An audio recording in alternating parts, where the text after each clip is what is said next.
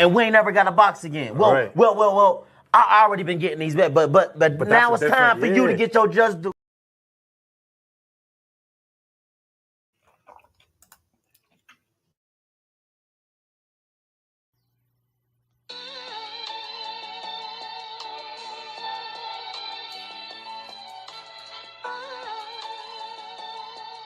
Yeah, you know the deal. We back again. Yo.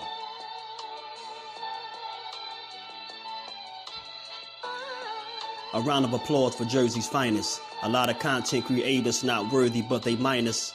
They get offended and start singing like the whiners. Talking like they tough, but it's only screaming and whining. My homie JusDue is the cat you don't come to. Your squad get run through. By the time you come to, you duck food.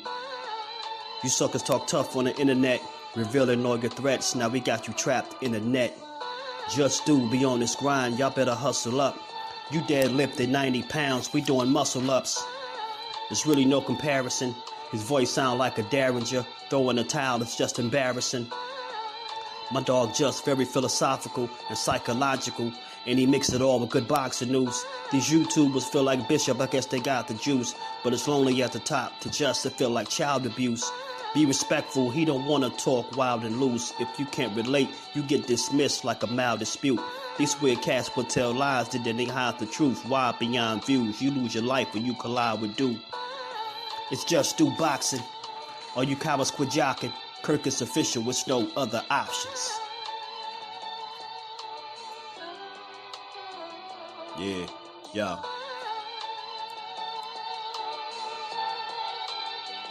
You know the deal. Judah Ben, we in the spot. JusDueBoxing, yeah. And of course, shout out to Mrs. Do,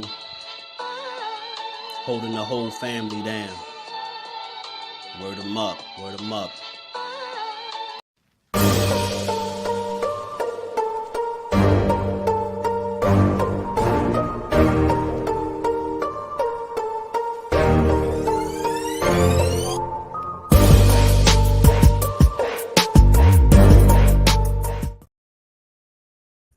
What's good? What's good? Salute to the fam.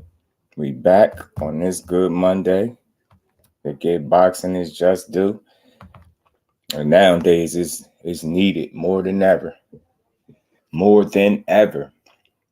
Y'all already know the drill, man. If y'all catch this on the playback, come join the family, sub to the channel. Come rock out with your boy. What's good with y'all, man? We back to get through another week of boxing. And already they pushing these narratives. I'm tired of these narratives in the sport. Less narratives, more boxing content. What's good with the family? Let me say what's good to the people, man. Bruce Gas, what's good, OG? How you feeling? Appreciate you stopping through. Andrew, what's good, bro? Miss Joette, salute Queen. How you feeling? Ashley Corner, what's good, cuzzo? Deep Free, what's good, bro? How you feeling? Appreciate you pulling up. Y'all smash the like button even if y'all sliding on through. Smash the like button, man. I've seen a couple things that I wanted to speak on that's going on in boxing. What's good with y'all though, man? How y'all feeling?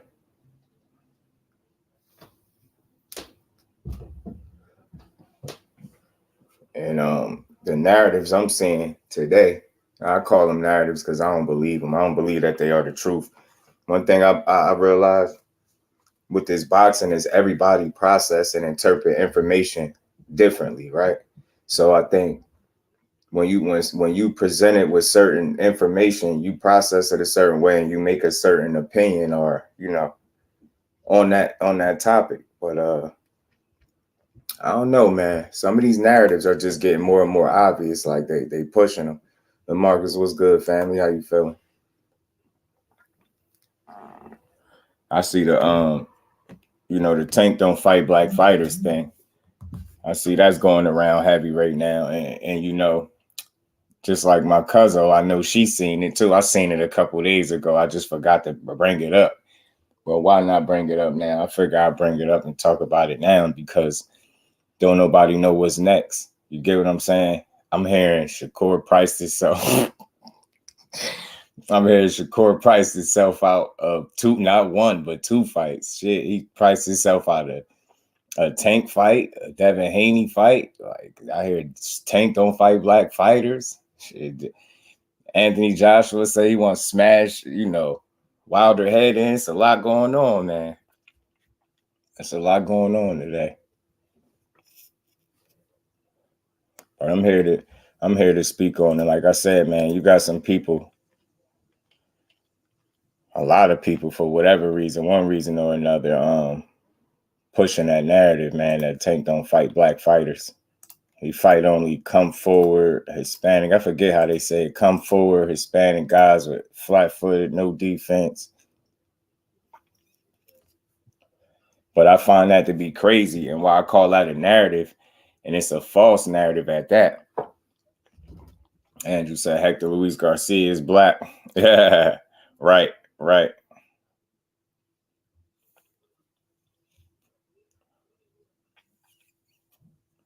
I think Cuzzo know where I'm getting at with this. You know what little list, I'm about to pull that list up. That little chart.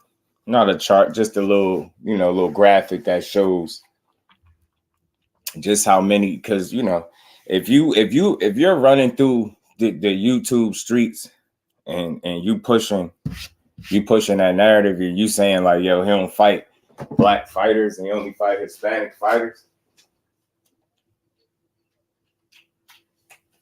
You gotta really mean it. Like the way people saying it, they gotta really mean it. Like, and I'm just like, what evidence or what are they going off? That's what I want to know. What evidence do they got to support that he don't fight these people? Or are they just pushing narratives? Are they repeating what people are spewing on their channels, the rhetoric? And that's why I say, man, I don't know, man. I'm here to just make dope content, right? Not push narratives, just push the sport of boxing, right? And I think people conveniently, they use their influence to push narratives, and you can see it because people will jump right in your chat repeating something that another person said. I'm gonna say this, and I'm done with it because I rock with anybody. If I'm subscribed to you, I'm just here to support you. If my views are different, it don't matter. I'm not gonna be in your comments going back and forth like arguing. I'm just there to support the cook. I don't care what your talking points are, what you think. I'm not against what nobody think. Everybody, I appreciate a free thinker. You know what I'm saying? I do. But I don't appreciate the rhetoric being spewed from comment section to comment section, the video to video. He is, his language don't change, his race. You get what I'm saying? Facts. It don't. But if Andrew, you can call that like that because you ain't a guy pushing no narratives, right? You ain't no guy pushing no narratives, so you can call it like that. So I'm just here to say, like, that's what's wrong with YouTube, right? People don't even know, like, why do you tune in every day? Like, do you tune in to support the person, or do you tune in just to hear something to make you feel good about something that you've been pushing? And I think that's what people do. And I see it a lot. And again, it's just corny. Why tear down the fighters, and why people can't learn to appreciate that, everybody's path is not going to be the same in boxing. With a sport like this, it's a lonely sport, man. It's a dangerous sport, and it's a lonely sport. It's an unforgiving sport. You get what I'm saying? It's a what have you done for me lately type of sport. So when you know that, and it's filled with a bunch of a lot of toxic fans with a lot of like rash, wild ass opinions. You get what I'm saying? So what I don't get is why people can't understand that. It's like boxing is life, right? You hear people say that, right? And in life, you might have two people that do the same thing that's trying to get to the same place. You get what I'm saying? Guys you might start a job and you start out entry level, right? And you might be trying to, become a boss, and that other guy might be trying to become a boss as well. But y'all path to get to where y'all trying to get might not exactly be the same. So do that make it any less? You get what I'm saying? Do you respect it any less because I go about my business differently than what you see me doing it, like I just don't. I hope I'm being clear. What I'm saying is, everybody path in boxing to them establishing themselves is not going to be the same exact path, and I don't understand why people can't see that. And again, I was on somebody. Darius, what's good with it, fam? How you feeling? I was on a panel. I was on a panel talking to somebody, and he had asked me, like, so he's saying belts don't matter, and he just, he's having a conversation, and just to hear how he think, like, it's confusing to the way these fans, they don't know what they want. You get what I'm saying? They don't know what they want. They don't know if they want a guy to chase the bag or chase legacy or both. They just don't know. You get what I'm saying? But what I'm here to say is, like, again, I think the hate Tank Davis received, like I said before, got a lot to do, just like Floyd said, with his affiliation with Floyd. And salute to Rob, man. Rob Costello. I hope I'm saying his name right. Salute to Rob, man. He made a video earlier pointing that out and highlighting how this dude receive a lot of hate. And I told you, he got a little bit of that Mayweather formula, man. He got people that truly want to, show up to see him win. They just want to be a part of the event. Then you got people that just want to see if he going to lose, see if he going, you know what I mean? If that's going to be the day that he finally take a L. JusDueBoxing. What's good, family? How you feeling, bro? Their own path they had to travel, but it doesn't make it less productive. You get, thank you. You get what I'm saying, bro? That's what I'm saying. And I think we got to be better fans by realizing that. Savage Killer was good. I appreciate that, D Free. That's 100%. That's exactly. You said it better than I could say it right there. You know what I'm saying? Don't make it less productive. Like, we've gotten so far away from what boxing is just to spew bullshit. And it makes it not fun to watch.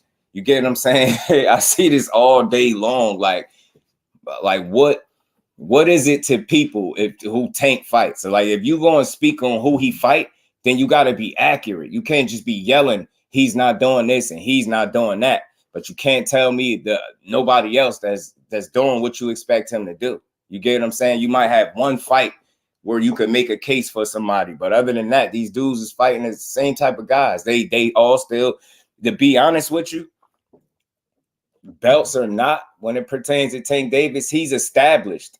He don't have to do nothing else to establish himself. He's proven time and time again that he is a top draw. He's the guy. He is the big fight for people, not the other way around. So again, I think he's defied the odds and broke the mold. And I think because he on that side of things, I think people don't care. You get what I'm saying? They just don't care. You get what I'm saying? So I don't know, man. I see a difference. Tank fought more American black fighters than Shakur and Haney combined. Tank fought 4. Shakur and Haney won 1. And L Dub said that's not true. Well, look, Greets, you salute to you, bro. You talking about that chart that I did see. I did see that as well. I think I got it in here. I'm gonna upload it. I know what you're talking about, where they got Tank, fighting 4 and Shakur and Dad fighting 1. Not only that, just the boxers in the camps are saying what some of the fans say. Yeah, true, that true. So it's a lot, yo. It's a lot. But again, if you gonna say, and now again, let me be clear. I don't want to make this it's different for me. I don't want to put the fighters up against each other, unless it's really in the ring. Like, I don't do the personal, like, trying to, his career is so much better than his career and that. Nah, I ain't doing that, right? So what I'm basically doing is shooting down the false narrative that, Tank don't fight no black fighters and he's scared of them. And you get what I'm saying? And that's what they say. Let me find this picture for y'all, man. They say he fight no black fighters. I'm just here to shoot that down. I think it's BS. Now, I'm not here to argue who fought more. It's okay, because I'm not concerned with them outdoing each other in that way. The only way I want to see them outdo each other is if it's inside the ring. I'm not going to look at their careers from the outside looking in and pick and poke and try to find every reason that's wrong with what they're doing. You get what I'm saying? Tank has fought 21 Latinos, and so has Haney, but Haney don't get criticized like Tank. That's true. That's true to me. That's true. That is true. Those aren't American blacks like that. What's good with it, fam? How you feeling? Fight the fighter. You know what I mean? What's good with y'all, man? Y'all smash that like button. And it's always a conversation. Y'all feel free to chime in. Let me know what y'all think about it. If y'all see it differently, y'all let me know.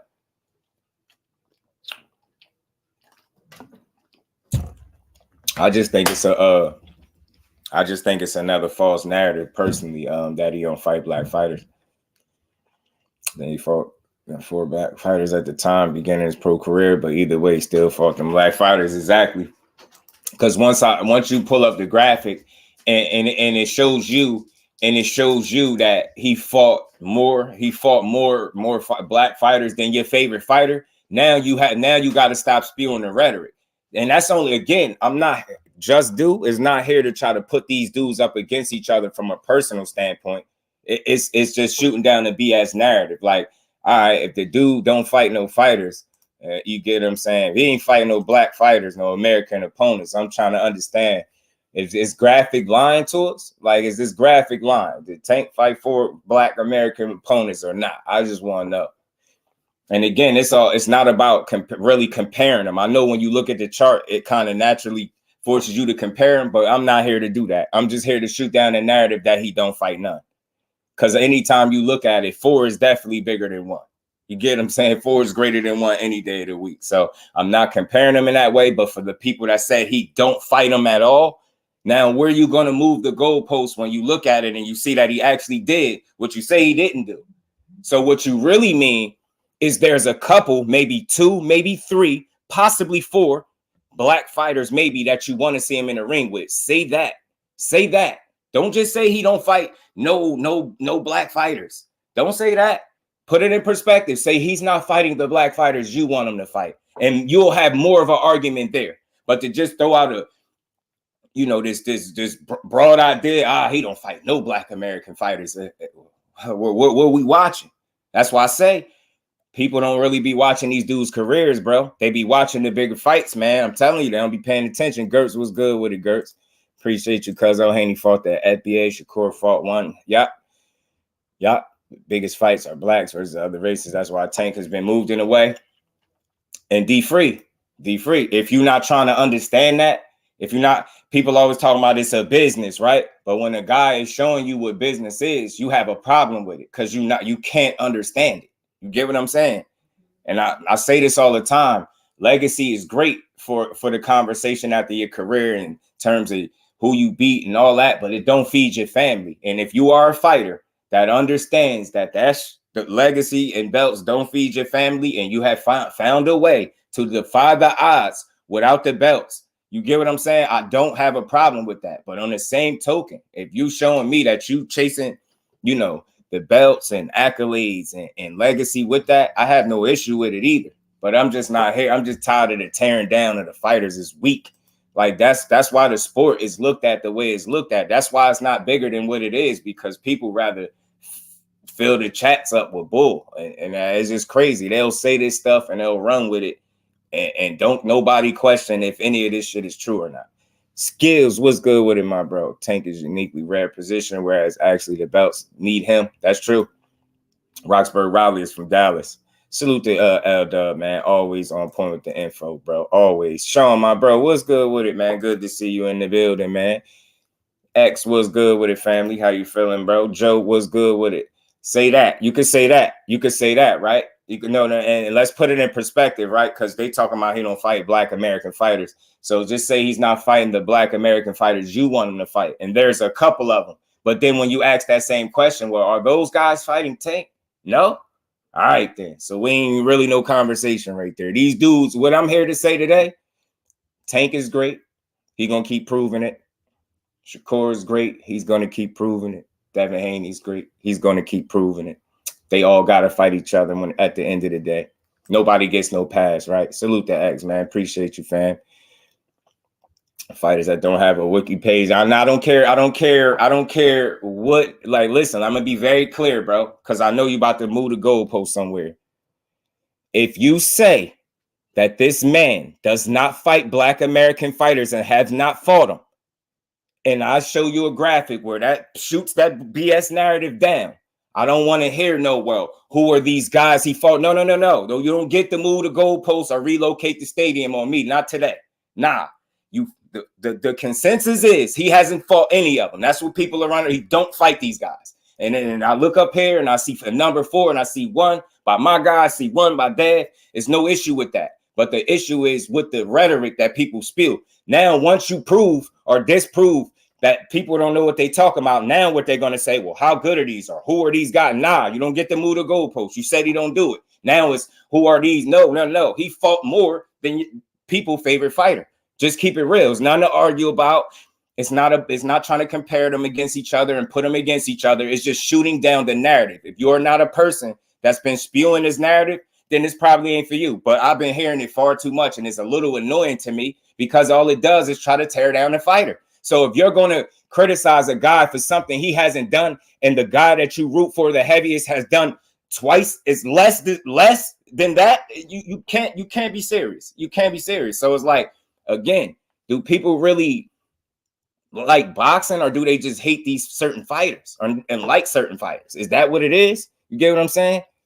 It started in like 2018, and the black fighters could be tanked anyway at that time.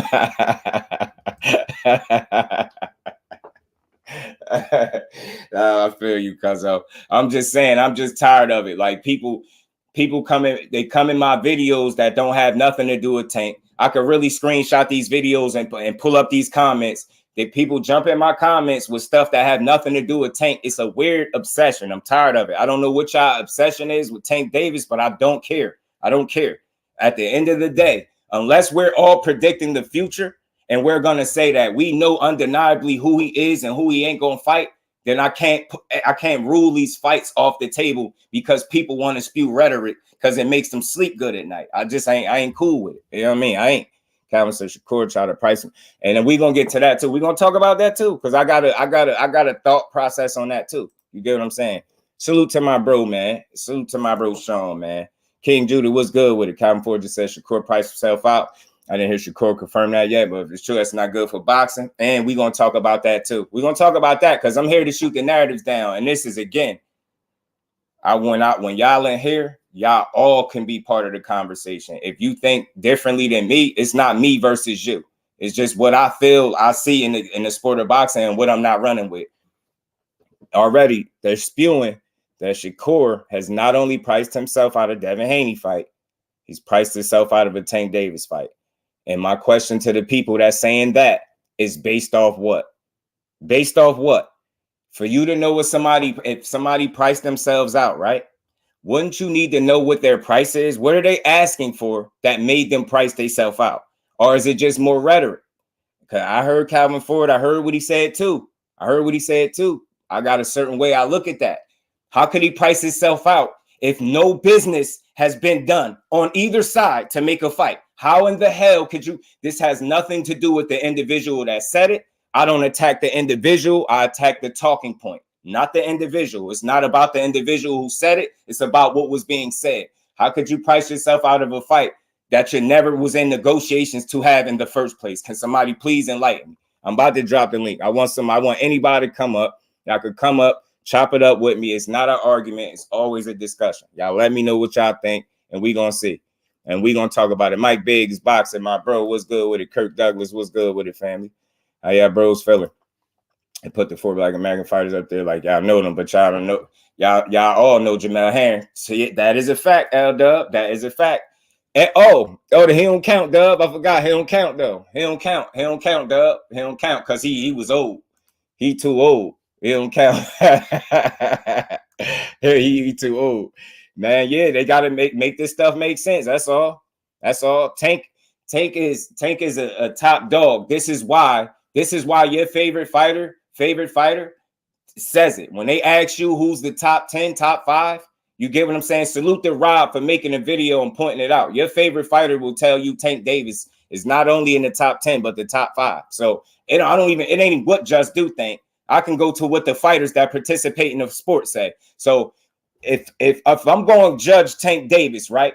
Am I going to listen to the people that don't box, that never been in the ring with him? Or am I going to listen to the guys that shared the ring with him, sparred with him and all types of stuff? So which one am I going to listen to? So again, I know people here, I ain't never said he's the absolute best, can beat this and beat anybody, but anybody you put the man in the ring with, he got a chance at beating. I'll tell you that.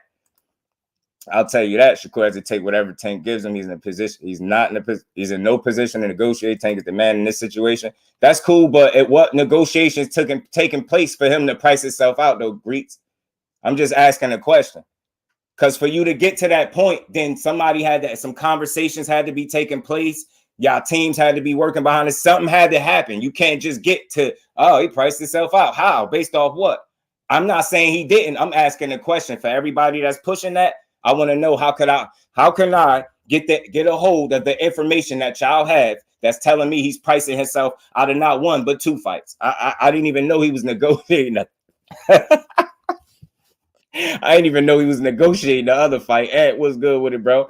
P Hunter, what's good with it, fam? Walk around under 150 and below, 5'7". I get it. Rome, what's good with it, fam?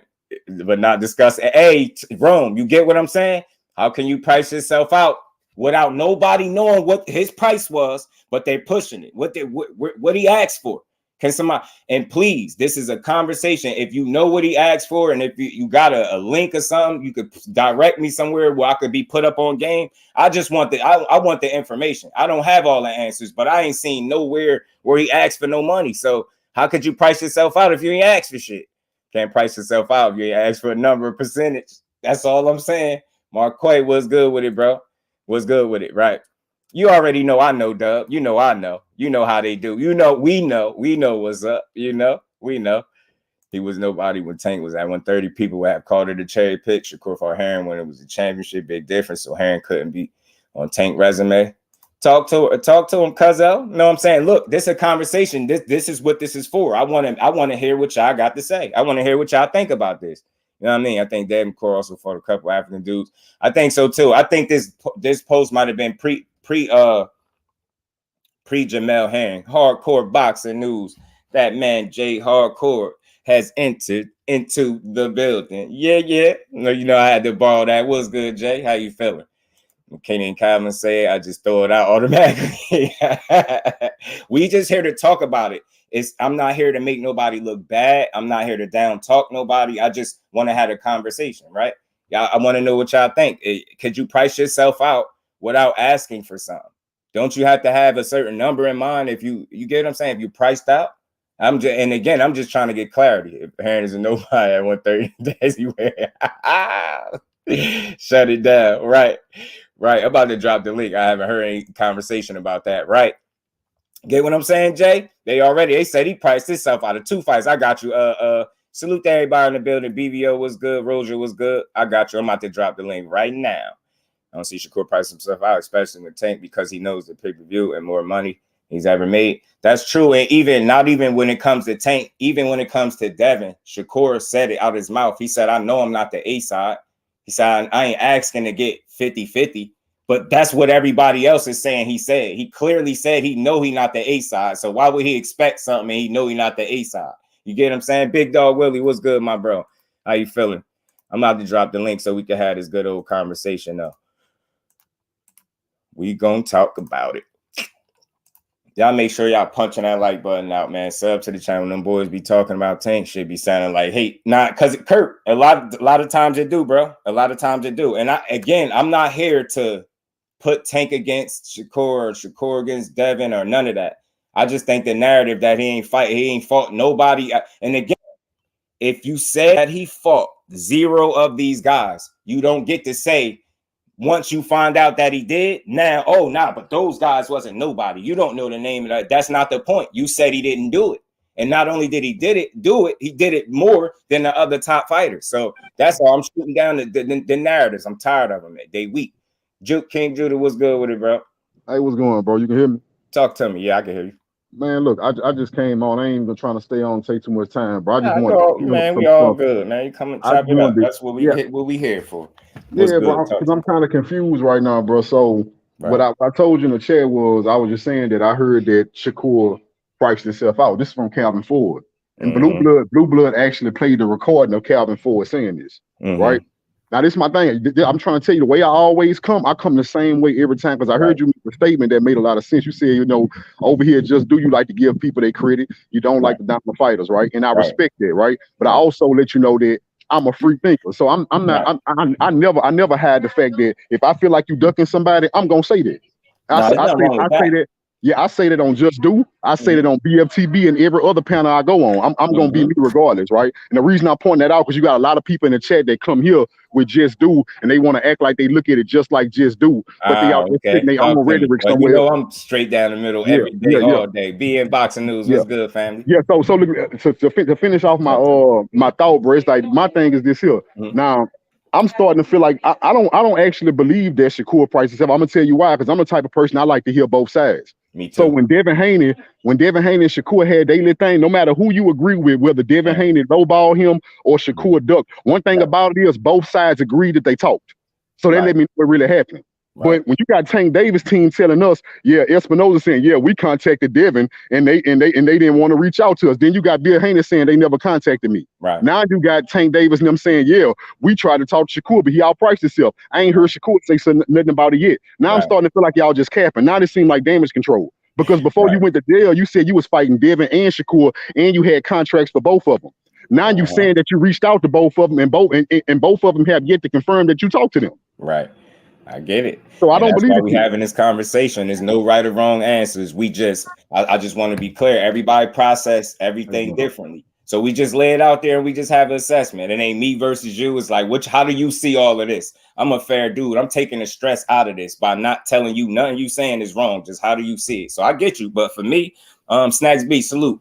I just don't feel like we skipping the process here. And I'm just being as open and fair as I could be. If he priced himself out again, he had to ask for something. We don't know what that number is. So if I don't know what the number is, I can't. I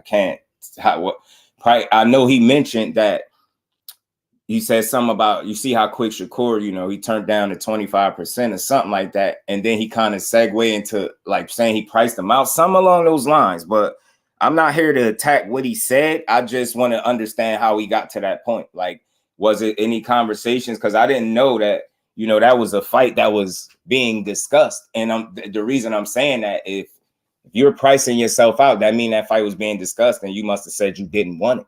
You get what I'm saying? Or you must have asked for a number that they felt like you get what I'm saying, deserve. Like because he did say Tank ain't taking a pay cut. And look, I agree with him 1,000,000%. Why the hell should Tank have to take a pay cut for anybody? Why? Like, why would he have to take a pay cut is the thing. So I don't know how to really process what was said in terms of, because I don't have information, right? Maybe somebody else in here got information I don't have, but for me, I don't have information on if it was even a conversation that was happening. I didn't know. I didn't have Hello? it. What's good with it, bro?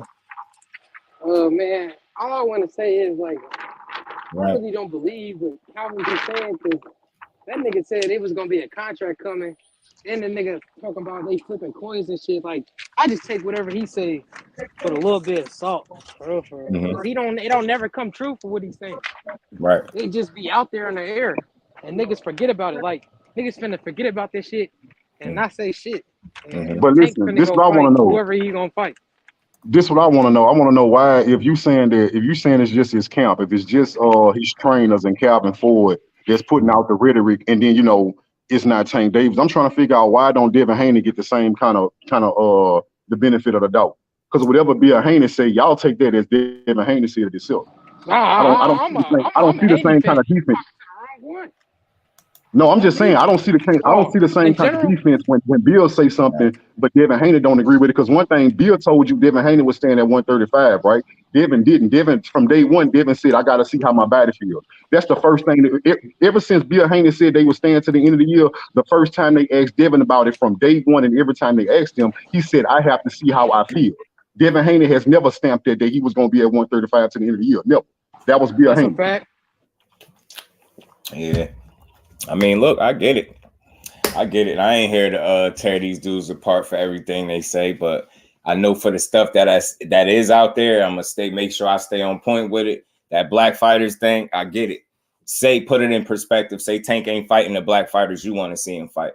But to just say he's never done it, and then you got a graphic that says otherwise, and then try to move the goalpost. Well, nah, you don't know the fighter. Now I don't want to hear that shit. You say he didn't do it. He did it. He did it more than the other guys that's on the graphic. I'm not here to try to compare. I'm just here to shoot that down. Let's move on. But I understand That's it why completely. He's not fighting these specific black fighters that we want to see him fight, right? the top dogs, No, yeah, but no nobody problem. fought But no top dog. flipping, they ain't fighting him either. So all these dudes got it. Always bring back to the same initial point. That's why I don't have no hate for no way. None of these fighters are moving their career. Tank defied odds. He showed you belts don't matter. Dad chose a different path, and it's working for him. How has anybody got a problem with either one of them dudes is doing? And again, I don't have a problem with it because I got in mind that these fights are not off the table. This dude ain't retired. I can't predict the future. I think he will fight anybody. I think any of these dudes will fight anybody until somebody show me something different.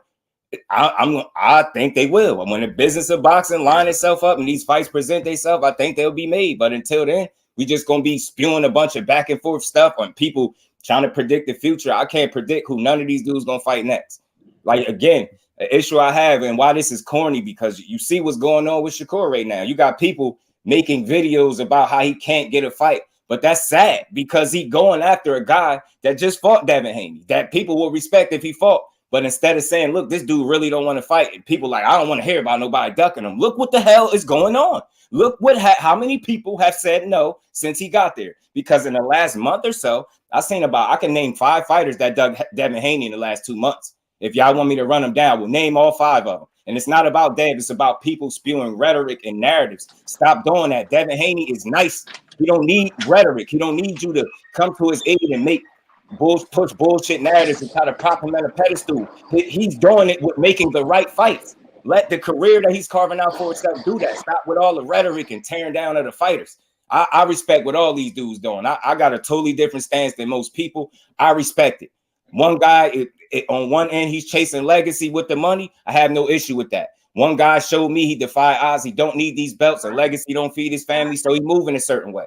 Do that mean he'll never fight these guys? If he don't, then it's going to be a different conversation with Just Do when I see that time has come and he hasn't fought any of these guys. But until that time is here, I can't predict years in advance and say, he ain't never going to fight them dudes. None of them. You get what I'm saying? I ain't that. I don't think like that. I ain't a pessimist. I'm optimistic. This is boxing.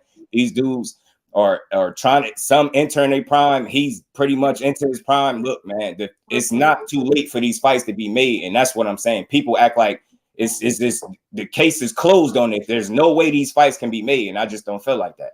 You get what I'm saying? All these dudes gonna fight, I think, when the time is right for it. We just seen what happened with Dev and Shakur. And I said this from the rip. That shit was posturing on both sides, and it was a pissing contest because y'all know damn well y'all wasn't fighting right now. Y'all know it.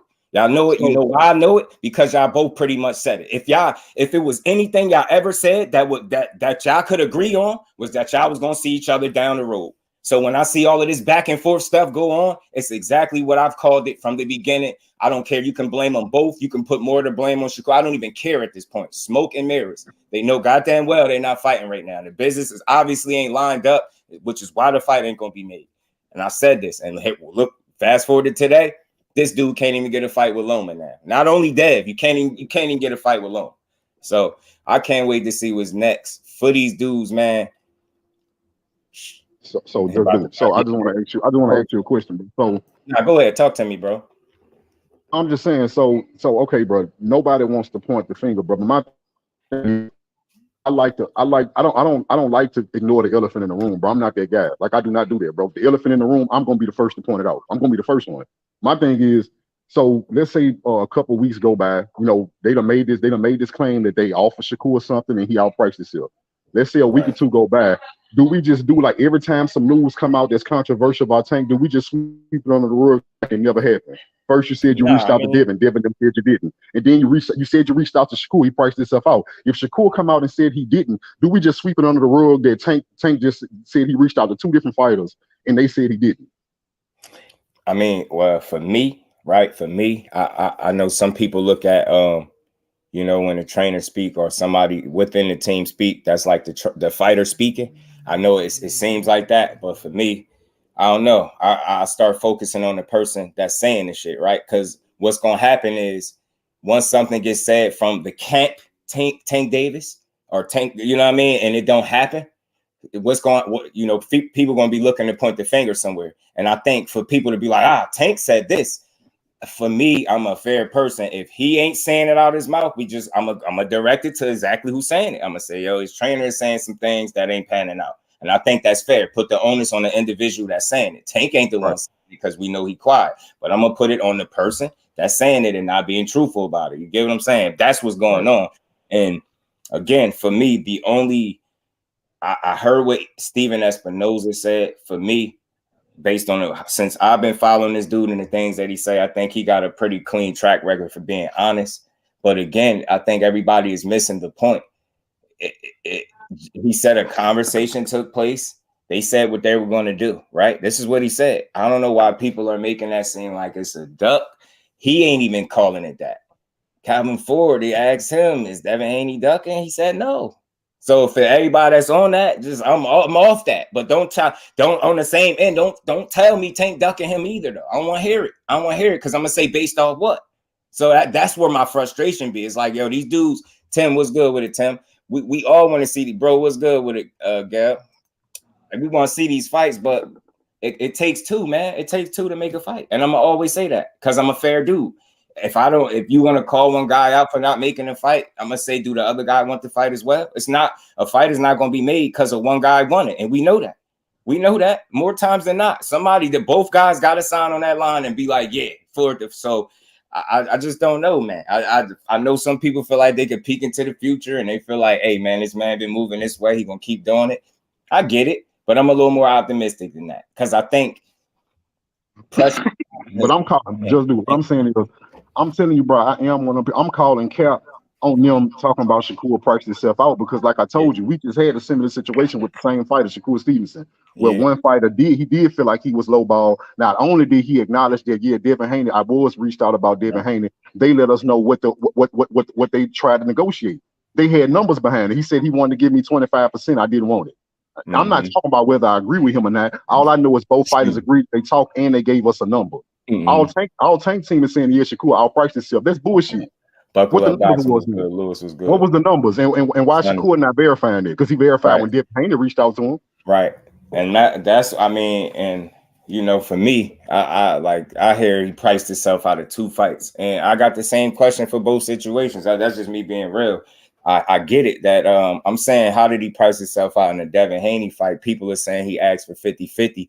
I'm asking them, how, as an individual that's telling just do that, I'm an open guy. I'm not here to argue with you. If you're telling me that's the case, I'm going to tell you, where could I go look that information up, man? Why are you so confident in saying it if I can't find that nowhere? What you're going to say he asked for 50-50? I'm going to say where? Because I read the letter that his team wrote, making a case for him. Again, like people be misunderstanding and mixing things up. That's not him. And again, what is he supposed to ask for? What is he really supposed to ask for? The man said he's not the A side. He's not even expecting it. You get what I'm saying? He can't call the shots in that way. And it wouldn't be up to him anyway. So it don't matter what he's asking for unless he's asking for something specific. And because he won't get it, he won't fight. But can somebody show me the information where that's the case? And then I'll just shut up on it. I'm like, damn, Corey, you priced yourself out. I'm not here to argue boxing. I'm here to discuss it. This is a real conversation. I do shit a totally different way than what everybody else do. I don't got no ego up here. I don't mind being wrong. You get what I'm saying? I don't care. If somebody can show me the information where I can go look up and say, oh, damn, I can read it with my eyes and be like, damn, if he priced himself out, if he's asking for something that he's not worth, just show me where I can go look that up so I can call it what it is. I just want to call it straight down the middle. I rock with boxing, but if somebody ain't moving right, if they misleading the fans, I just want to call it out for what it is. It's nothing personal against any fighter. I just hate to be screwed around. I love to see good fights. And I do believe that Devin Haney and Shakur would have provided us with a great fight. But now just looking at it, not at 135. I'm not selfish in that way. That man is not healthy at that weight. So why would I want to see that fight there? I'm not selfish. I'll wait. If you got to see him up there at 140, or potentially if y'all ever move to 40, so be it. But I can wait for that. I'm cool with it. But I just ain't cool with the narratives. Like, price yourself out. To me, I'm going to just give y'all my interpretation of what I felt like happened. He got offered something that he didn't want, and he played the only card that he could. That's what a smart man would do. He got a great team behind him. They went, wrote a letter. They did exactly what they were supposed to do. And I think the key point that everybody is missing is, I think Devin Haney, is not that he won't fight him, But that sending an offer to me, that's either to shut Shakur up. If you really want it, then take what I give you, or kind of please the fans. But I just don't think he had intentions or plans of fighting at 35 again. Do that make him a sucker or a duck? Not to just do it, don't. Because he already had these plans. And I said this before. Tell me if I'm not making sense. Aisha, salute to the queen. Appreciate you stopping through. Fish Grease was good with it. Tell me if this don't make sense. We always knew what they said about when they were going to fight. They've always said this. It would be in the future, right down the road, right? But what I'm saying is, once Devin Haney, when he initially started, it started being hard for him to stay at 135. How many fights would you say he stayed there too long? Because I'm making a point. Like, he stayed there, and then, you know, Shakur stayed at 131 fight too long. If Devin Haney would have moved up how his body initially told him to, and then Shakur would have gotten to 35, we wouldn't even be in this. Like, I think that's where the plans kind of changed once they found themselves in the same division with each other. I truly don't think that they planned on being in the same division at the same time, the way they ended up being there at 35. And it just so happened. It's kind of unlucky for us fans, because the man's he already was on record before Shakur got there saying it was tough.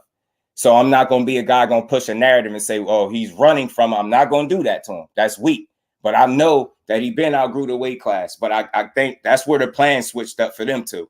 Once they found themselves in the same weight class. And if you are a top fighter, if you believe in yourself, you're going to go for the top fighter. That's what you're supposed to do. They're fighters. But I think everybody kind of forgot that. And that just went over people's head, and they made it a personal thing. No, it wasn't about him trying to be a snake and stab him in the back. His plans changed, just like they do in real life, bro. They did not plan to be at 35 at the same time. I truly believe that. It's just how the cookie crumbled. One guy still was staying there to try to, you know, make history of his own, carve out some legacy. The other guy was just getting there. You get what I'm saying? And I think that's what kind of sparked this. But I think people twisted it into something it's not. But let me get back into the pricing out thing. I think he made the one move that he could make. And I think that's where I heard it die out. I heard the last thing people was saying was Bill said he asked for 50%. And I'm like, where is this at? Because the letter is fucking public for us to read. I don't want to hear what Bill said, because he's going to say what's in the interest of him and his fighter. And he's supposed to do that too. So I ain't mad at him. That's what he's supposed to do. But I'm not trying to take nobody. I want to read this shit. I want to know, where is this information coming from? Because at the end of the day, if it's just coming from him, I'm going to say this simply. I can understand the people that's going to believe him, and I can understand the people that won't. And it's that simple. It don't make nobody wrong. But at the end of the day, if you can't show me where is he pricing himself out in these fights, I'm going to just call bullshit on all of it. I'm going to just say it's BS, it's cap, or whatever the young kids. Price boy was good with it. So that's how I see it. They're going to force feed his tank. And look, and again, I'm going to say this about that little percentage stuff, and I'm done with it. Bob Arum came out recently and said, you know, it was no substance to it. So it just always brings me back to my original point.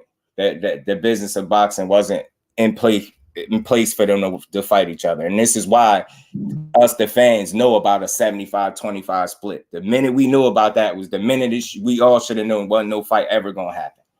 Tell me, it wasn't going to happen. Well, just let me say this. Even with the Bob Arum statement, right? I'm just like you, bro. I like to poke holes in people's logic. Mm-hmm. So if we don't stay balanced, bro, to say that Bob Arum come out and tell you that, yeah, it was no substance to Devin offer when he offered 25%, that tells you that Bob Arum can read Devin Haney's mind, because what Devin Haney did was he put Shakur in a situation where he could have called his bluff. So Bob Arum telling that he know for a fact that even if Shakur would have agreed to it, Devin Haney was going to pull out the fight anyway. How could Bob Arum know that? Right. I think Bob Arum, again, I think he picking favorites, and just put yourself in his shoes for a second. And I don't mean you can't call him out, but he's saying what a damn promoter's supposed to say. Who you think he gonna favor? Like the guy in Shakur that he been pushing since he was a baby, or Devin Haney? You know what I'm saying? Yeah, so he's gonna say some shit that's gonna make the fighter that he's pushing look like something. And again, I'm with you. You can't predict that. You get what I'm saying? You can't. So I'm just not putting. You get what I'm saying? I think a lot of this, man, be the business of boxing duping us and playing us, man, and telling us shit that ain't solid, man. And I said this before. You got Bob Arum. He been caught on numerous occasions talking out of both sides of his mouth. You get what I'm saying? Shakur side, of course. Yeah, that's what I'm saying, Jonathan. Of course he'd say that. And because that's his fighter. So it'll make it right, but it don't necessarily make him wrong either. Because if you him, what do? You gonna favor the other guy, or they ain't about boxing ain't fair. So you're gonna just go with your guy. It's one of them things where I look at it, you could take it with a grain of salt because of who it's coming from. You get what I'm saying? What he got, who is he more vested in? Which fighter? And so you get what I'm saying? That's the shit. He gonna say things that favor that fighter to me. And look, one thing I want to put this out here, bro. Yeah, because I see right now, bro, with this whole the drama at 135, it got tempers flaring, bro. It got tempers flaring on a lot of sides, bro. So the best way this gonna die, I told everybody when Devin Haney when he finally move up, it's gonna shine a light on what's going on at 135. Now when Devin officially fight at 140, and he let people know, because he do need to do that. Devin do need to tell people I'm not coming back. Right. He do need to say that he need to go ahead and kill that one. Oh, I may come back to 135. Go ahead and kill it now. Because when Devin officially at 140, he not coming back, then his name don't have to be tied up in nothing else no more. Right. And I think that's where a lot of confusion come up, because Devin Haney's name is still being tied to 135 when Devin Haney is officially a 140 fighter. He signed to fight at 140 already. Yeah, right. You know, and I get it. I think I agree with you saying. I think some of the confusion too is coming in because of just the belts, him still having the belts. And again, I'm just not a guy that's a heavy advocate for calling for a guy to relinquish his belts immediately. I get it. You work for it, you're gonna take it. You get what I'm saying? Like, you work for it. Like, I get it. What you dragging your feet in terms of not dropping them belts. But I think that's just him doing what he do. I think at the end of the day, what's more important is we know what the next move more than likely is, and it's gonna be at 140. Now, look, I'm not gonna lie. Now, this is what I can say. Now, I do believe that he should let people know in a way that he's not coming back, or how I want to say. When you just brought up something I didn't think about. When you say he need to drop all the belts. Now, I'm not gonna lie to you, bro. If I'm in the same position as Devin Haney, I would hold them belts until they force me to let them go, because I may be able to use the belt I have to challenge another champion at 140 with the belt that I still have that they didn't take from me yet. And a person like me hearing that, like, I'm just not a guy that's looking to argue about stuff. I'm looking to understand. And what you said right there, you presented that sound like a realistic possibility. Just put yourself in the shoes of the fighter. You get what I'm saying? Right, I think you'll have a different understanding. That's what I be trying to get out of this. Understanding, like, instead of looking at him like I'm not a guy that's jumping down his throat for keeping his belts. I'm looking at it like, you earned them. I get it. You kind of you're going to milk this as long as you could. I get it. But I can understand people that's going to get annoyed by it too. But I don't think people should overreact, because at the end of the day, you can only fight in one place at this one time. So you get what I'm saying? And right. Yeah, it's not like you say, it's one of them situations where sometimes in life, where you're in a situation where you can be right and wrong at the same time. You see what I'm saying? Yeah. It's right for you, but it's wrong for everybody else. And I think it just brings me back to my point. Fighters are going to do what they feel like is best for them to do. And a lot of times we as fans don't realize that. We be sitting at home talking about what we feel like a fighter should do to please us. That's not how it go. Sometimes you get them fighters that seem like they give you the fights for the fans and things like that. But at the end of the day, man, I think you got fighters and teams and guys that just are a lot more aware of the business side of things. And I think because of that, they move a certain way. And I think that whole just chasing legacy, like, that sound great. But I think people are starting to just understand that doesn't feed your family. And you starting to hear it more and more with fighters starting to say, like, these dudes that, retired, that came before me, and how they end up and things like that, chasing all these. I just think it kind of changes the mentality. That don't mean these dudes ain't going to give you great fights.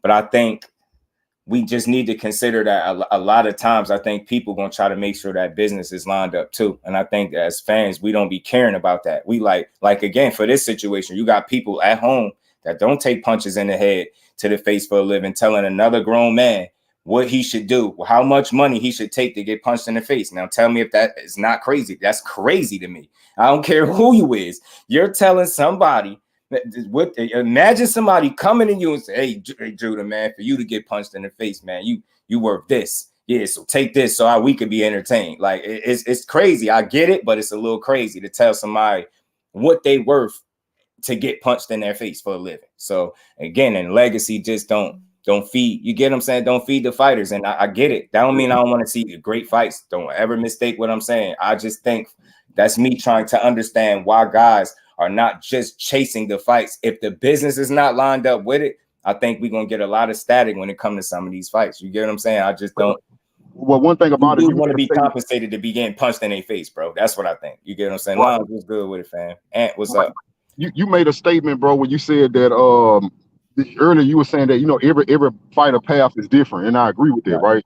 So what I mean by that is, like you said, legacy don't pay and I understand exactly where you're coming from, but in certain fighters, they have to chase legacy. I mean, like Devin Haney is in a situation where legacy is his calling card. That's all Devin have is to take big fights and make history, because Devin Haney is not a fan favorite. It don't matter what he do. Exactly. He is not a fan. So basically, Devin Haney, if Devin Haney was to just sit back and look for the biggest bag, Devin Haney will fall into obscurity. Because if Devin Haney not taking the big fights, nobody ever would talk about him. So Devin Haney has to take big fights. Right. So I understand that. And I'm glad you're up here to say it. So I don't see why. I don't see how you can have a problem. That makes perfect sense. But at the same time, just hold that thought. On the other end, you got a Tank Davis that seemed to be the total opposite of that. Fan favorite. So he don't necessarily have to chase this quote unquote legacy. He can kind of let it come. And I'm not saying that it's okay to make the fans wait, but I think sometimes we be in a rush to get everything right now.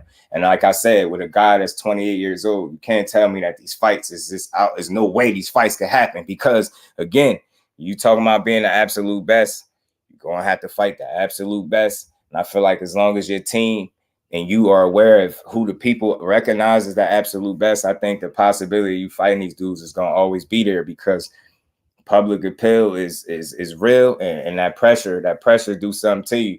You get what I'm saying? Get to a point in your career where people are really going to demand the absolute best. I mean, we doing it right now. And we don't want nothing else. We don't want nothing else, nothing less. So that's right. He not a fan favorite. That's not a diss. I'm glad you being a supporter of his, you can say that and put it in context so people can understand it's not a hateful. It's just that's what it is. And now everybody don't hate him. And I said this before. Some of the fans are turning other people into part-time borderline haters of him because they don't allow nobody to have an opinion. And I say, if the fighter is as good as y'all say he is, and I ain't here to argue his greatness. I feel like he's great, right? He's gonna keep showing it, right? Then you don't need to, you get what I'm saying? You don't need to protect him in that way from every little bit of constructive criticism. It just it's not necessary. You should know the hate. You get what I'm saying? The hate is people still talking about he chinny and never been down by a punch, been buzzed and won by a guy that had more knockouts than he had wins and fights at the time. So like, it's just different, man. It's different, man. I respect what he did, what he doing. I don't knock it. I think the way you broke it down, the way his career is moving, I think is spot on, man. And again, he's in a position where legacy is mattering to him. Them belts, get what I'm saying? That's giving him the breathing room that he need. You get what I'm saying? And again, knockout sell. We know that. We get it. We get it. This guy is a pure boxer. So I think the way he got to go about getting your attention is a little bit different. His path has to be different. It calls for him to look, man, I can't just fight anybody and they going to show up. So you know what I got to do? I got to take the best fights out there. And see, the thing is, I don't think. Oh, go ahead. You're not wrong with that. No, I was saying, bro, I don't think Devin get enough credit for that, because like I said, the situation he is in, bro, he will have to take big fight. I don't think Devin gonna be able to take a leisure fight for money until like he at 147, bro. I'm being real with you. I don't think he ever gonna be able to just calm down and say, hey, you make a lot of sense money wise, but it's not gonna do nothing for my legacy or my bragging rights. See, Devin need bragging rights to be relevant. Mm-hmm. That's why he have to take the fights he take. He need that to stay relevant. But my thing is, he don't get enough credit. Yo, say that to these people again so they know this shit ain't no hate. That's not a bad thing. That's going to lead to that man carving out a legacy that you're not going to be able to deny. People don't even get it. And that's the mission he on. Why he young? Devin Haney knows that he's not going to get the credit he deserves. He's trying to carve out a career that you can't deny. Right. And look, I'm not mad at it. He gave me Loma because he wanted it. I respect that. Now again, he went up there, he said Regis. I respect that. I feel like those are back-to-back 50 fights. That's a guy that's giving me what I want. I don't have no issue there. That's why I say when people say hate over this way, I'm confused by it. Because I'm like, where? Hate where? I don't nothing. Now I might see the situation between the two fighters and how it fell apart differently. But I ain't told nobody they wrong for seeing it differently than me. You get what I'm saying? I think when I start hearing the narratives and the rhetoric, this one is ducking, that one is ducking. I get it. It's annoying to keep hearing a guy that only had one fight at the weight class and everybody is ducking him, because it's annoying to me. You know why? Because everybody's ducking him is not the truth. But what we can say, Pitbull said no, Zepeda said no, Kambosos was cool, Loma talking about he back in the war now. Well, that's what Bob's saying for him. He cool on the smoke. Do the man. Let's be real. You don't want to hear, I don't want to hear everybody's ducking him, because that's not the truth. But I do want to hear that it's at least 4 guys that said they was cool on the smoke. So let's not act like dudes ain't saying they cool on the smoke. You get what I'm saying? Let's not act like he ain't try to go against like the best available guy, and he's clearly saying no. I want to hear people be real. Stop looking for something to spew to make you sleep good at night. So, undisputed fantasy, the man is demanding smoke and can't get it. People just don't want to say that. You got dudes outright saying no, and today a belt and your highest payday. And salute to L-Dub, because I seen you in here cooking on that. Dudes fighting Corey was getting a career high, biggest payday, and it would have been no different with Lomachenko, and he had a belt attached to it, and he still said no. So all y'all people that's mad that people are saying they ducking him, be mad at Loma because he just added to the list, and he could have just said yeah and gave us a 50-50 type fight. But instead, I hear he in the war because of whatever is going on. That's unfortunate, but I'm good on Loma, bro. I'm good. When I'm with it, bro, you know where I stand, bro. I'm more of a Devin fan than anybody else fan at 135. Right. But I will tell you this, bro. I told you the last time I was on your live, I said once Devin gone, the hate and all the onus is gonna start to be put on Shakur. This what I'm scared. This what I'm scared about to happen to Shakur. Devin gone. Jersey. Yeah, you right. Devin gone, and we just heard, Shakur may or may have not priced himself out of a fight with Tank. I don't know yet, right? Mm-hmm. But the thing is this here. What I don't want Shakur to get caught up in what Devin Haney was getting caught up in, where you steady in these back and forths with Tank Davis about a fight that may or may not happen, and then you lose the fights that are possible. Right. That's what I don't know. You don't want to do that. That'd be bad. Arguing about a fight that didn't happen just to lose a fight. Yeah, I don't want to see the young boy lose no type of focus. Know what I'm saying? But I think he'll be good, man. I'm just hopeful that like they said, man, with Loma saying no, I'm cool. I'm past the duck. Look, he don't want to fight. It's cool. We got other stuff to worry about. Fine. All right, move on. If they say they're going down the line, can they please go down the line accordingly? And I'm asking for a read. I'm just asking for myself and for a friend. Could y'all really go down the line accordingly? And can y'all, when y'all go down the line of next up fighters, could y'all not skip the one guy that everybody keep asking about? Can y'all please not skip Frank Martin on the way down this list? Like, can y'all do something right for the boxing fans? Top Rank, could y'all do something right for Shakur? All right, can y'all do something right? We get it. Y'all got him a couple. We get that. Can y'all do him a solid at 35? Why is this hard to secure this man a quality fight? And everybody, it's sad because everybody is demonizing the man. I done had people say how he do his business. We don't got no inside track on how the men handling their business on the inside. I can't make that bold of a statement. Based off what he typing on Twitter. Twitter is not the business. The business is the shit that's being taken care of behind scenes that we can't see. People can lie on Twitter. I never seen a fighter get criticized more for not being able to get the fights and he's calling for smoke. That's weird to me. Instead of people like, man, it's got to be a reason. Just say it. Call it. It's okay. You're a bad motherfucker, man. Just say it. It's the reason these dudes saying no. It's the reason these dudes don't want to fight, or they don't fancy their chances against them. It's a cat chasing a dog or a dog chasing a cat. All this, we can make money somewhere else. Money with who? Pitbull said that and went and fought Giovanni Cabrera. You telling me he would have made more money fighting him than Shakur? Come on, man. What is that? If it was anybody else, these dudes don't be wanting to fight, man. The same guys that everybody telling me to give him a run for his money don't want to fight.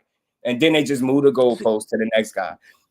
Well, Frank Martin's the next guy. Well, please, can we get that? Because I love me some Frank Martin too. I have a question for you and Judah. Just it's been a while. How are you guys today? I can't get him the big names he wants. That's what I said. Top Rank. Can you do something right for the young man so he can stop getting scrutinized about everything but fighting weird ass people?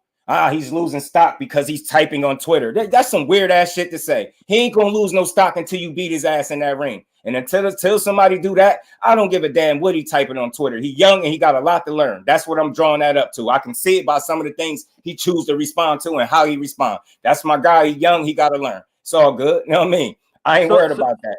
Beat his ass in the ring where it counts. That's where his stock will go up or down, not off no damn Twitter characters. Look how weird we are in boxing, where we move so far away from the actual action that we care about what somebody's typing on Twitter. You get what I'm saying? Like he ain't never made no sense about nothing he's saying up there. He called some shit out, not the Showtime shit. He was wild for that. He was wild. Showtime wasn't supposed to show you, bro, but he was bugging with that. But some of that other stuff, he not wrong for that. You get what I'm saying? You got people pulling up, complaining about how he did Herring just to realize, just to come back with Herring and say, you got people that say he shitted on Herring in negotiations, right? So why didn't he take this with Dev? He didn't. Herring said it out his own mouth. They worked out a deal and went from there. He never got shitted on negotiations. Another false ass narrative that people was pushing just to make that man look bad. And again, notice most of the criticism that people have for fighters nowadays, it don't even got shit to do with how they fight. It's about what they typing on Twitter. People more worried about jewelry and what car somebody. It's weird shit. People don't care about the fights no more, bro. We be talking about public appeal and public perception means nothing.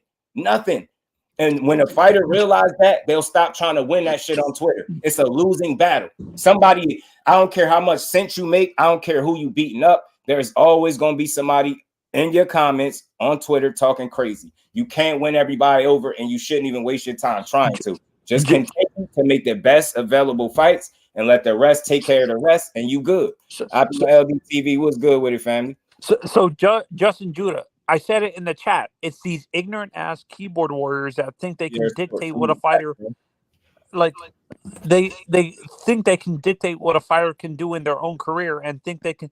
It's delusional. It's a delusional way of thinking, thinking they can control another man's money and stuff like that. They need to realize, take your delusional way of thinking and look at objectively, but it's never going to happen. Let's be realistic, Judah and Just. It's never gonna. These ignorant fans are gonna continue doing this until someone calls them out on their BS on Twitter, directly on Twitter and stuff like that. I mean, some of the stuff. That's why I say when I get up here, I try to aim to be responsible with my voice, with my point of view, and I think that kind of help with the balance of some of the shit that go on, man. Like I try to shoot down narratives. I think that tear fighters down. I don't hate no fighter to the point where I like to hear false narratives being spewed on them. And that's the cross box. And I just hate it because again, people worry about shit that don't really matter.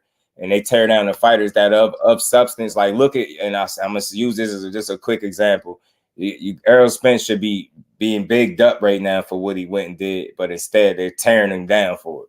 You get what I'm saying? So it's like, I'm a different person. I think differently. I'm not as mad as somebody else is when a fighter does something that benefits them in their career, as opposed to our entertainment, because they just showed us. Errol Spence people just showed us with that Errol Spence and Terrence Crawford fight that even when y'all give us the fights that we asked for, we still gonna complain, we still gonna tear you down, we still gonna scrutinize you, overly critical. Not talking about just losing a fight and the tearing down of the fighter, that he should retire, that people making jokes about, like if you think he got brain damage or not, like the fact that you would make a joke about it is kind of low. Joking about him being in the car with him, it's like corny shit. It's like, bro, the man just gave you a fight that we said we won. I don't want to hear it was too long. It wasn't too long because of him, but in a way it was, because he had some setbacks. And if it wasn't for that, he probably could have been out of the weight class a lot sooner. You get what I'm saying?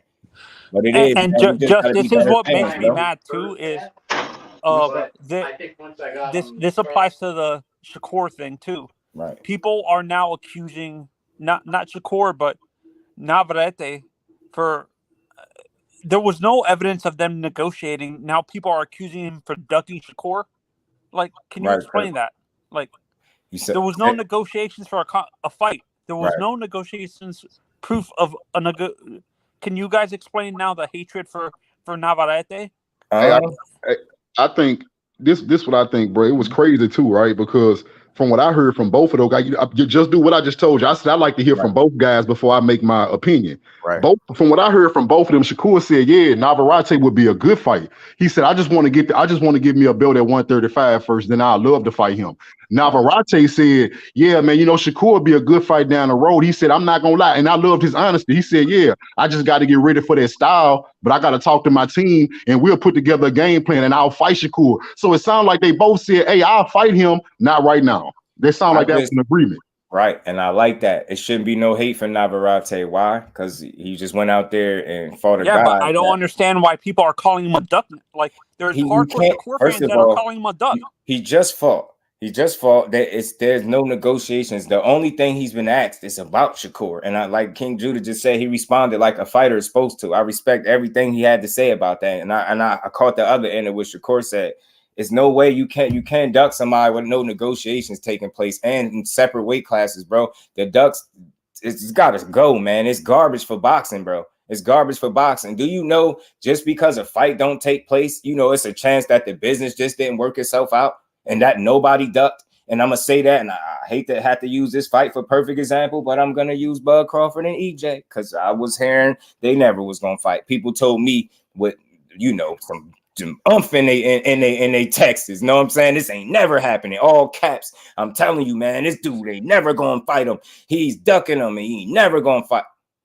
Now we had the fight. We see how it played. I don't never want to hear what somebody say. That's why I have an optimistic that fight right there showed me exactly why I feel the way I feel about boxing. Don't tell that people told me for months adamant that this fight wasn't gonna happen. And look, I said it too. I said the fight with I said with all the stuff that happened. That's only please salute fan. Yeah, no, and I think me and you talked about this too, and I said this multiple times.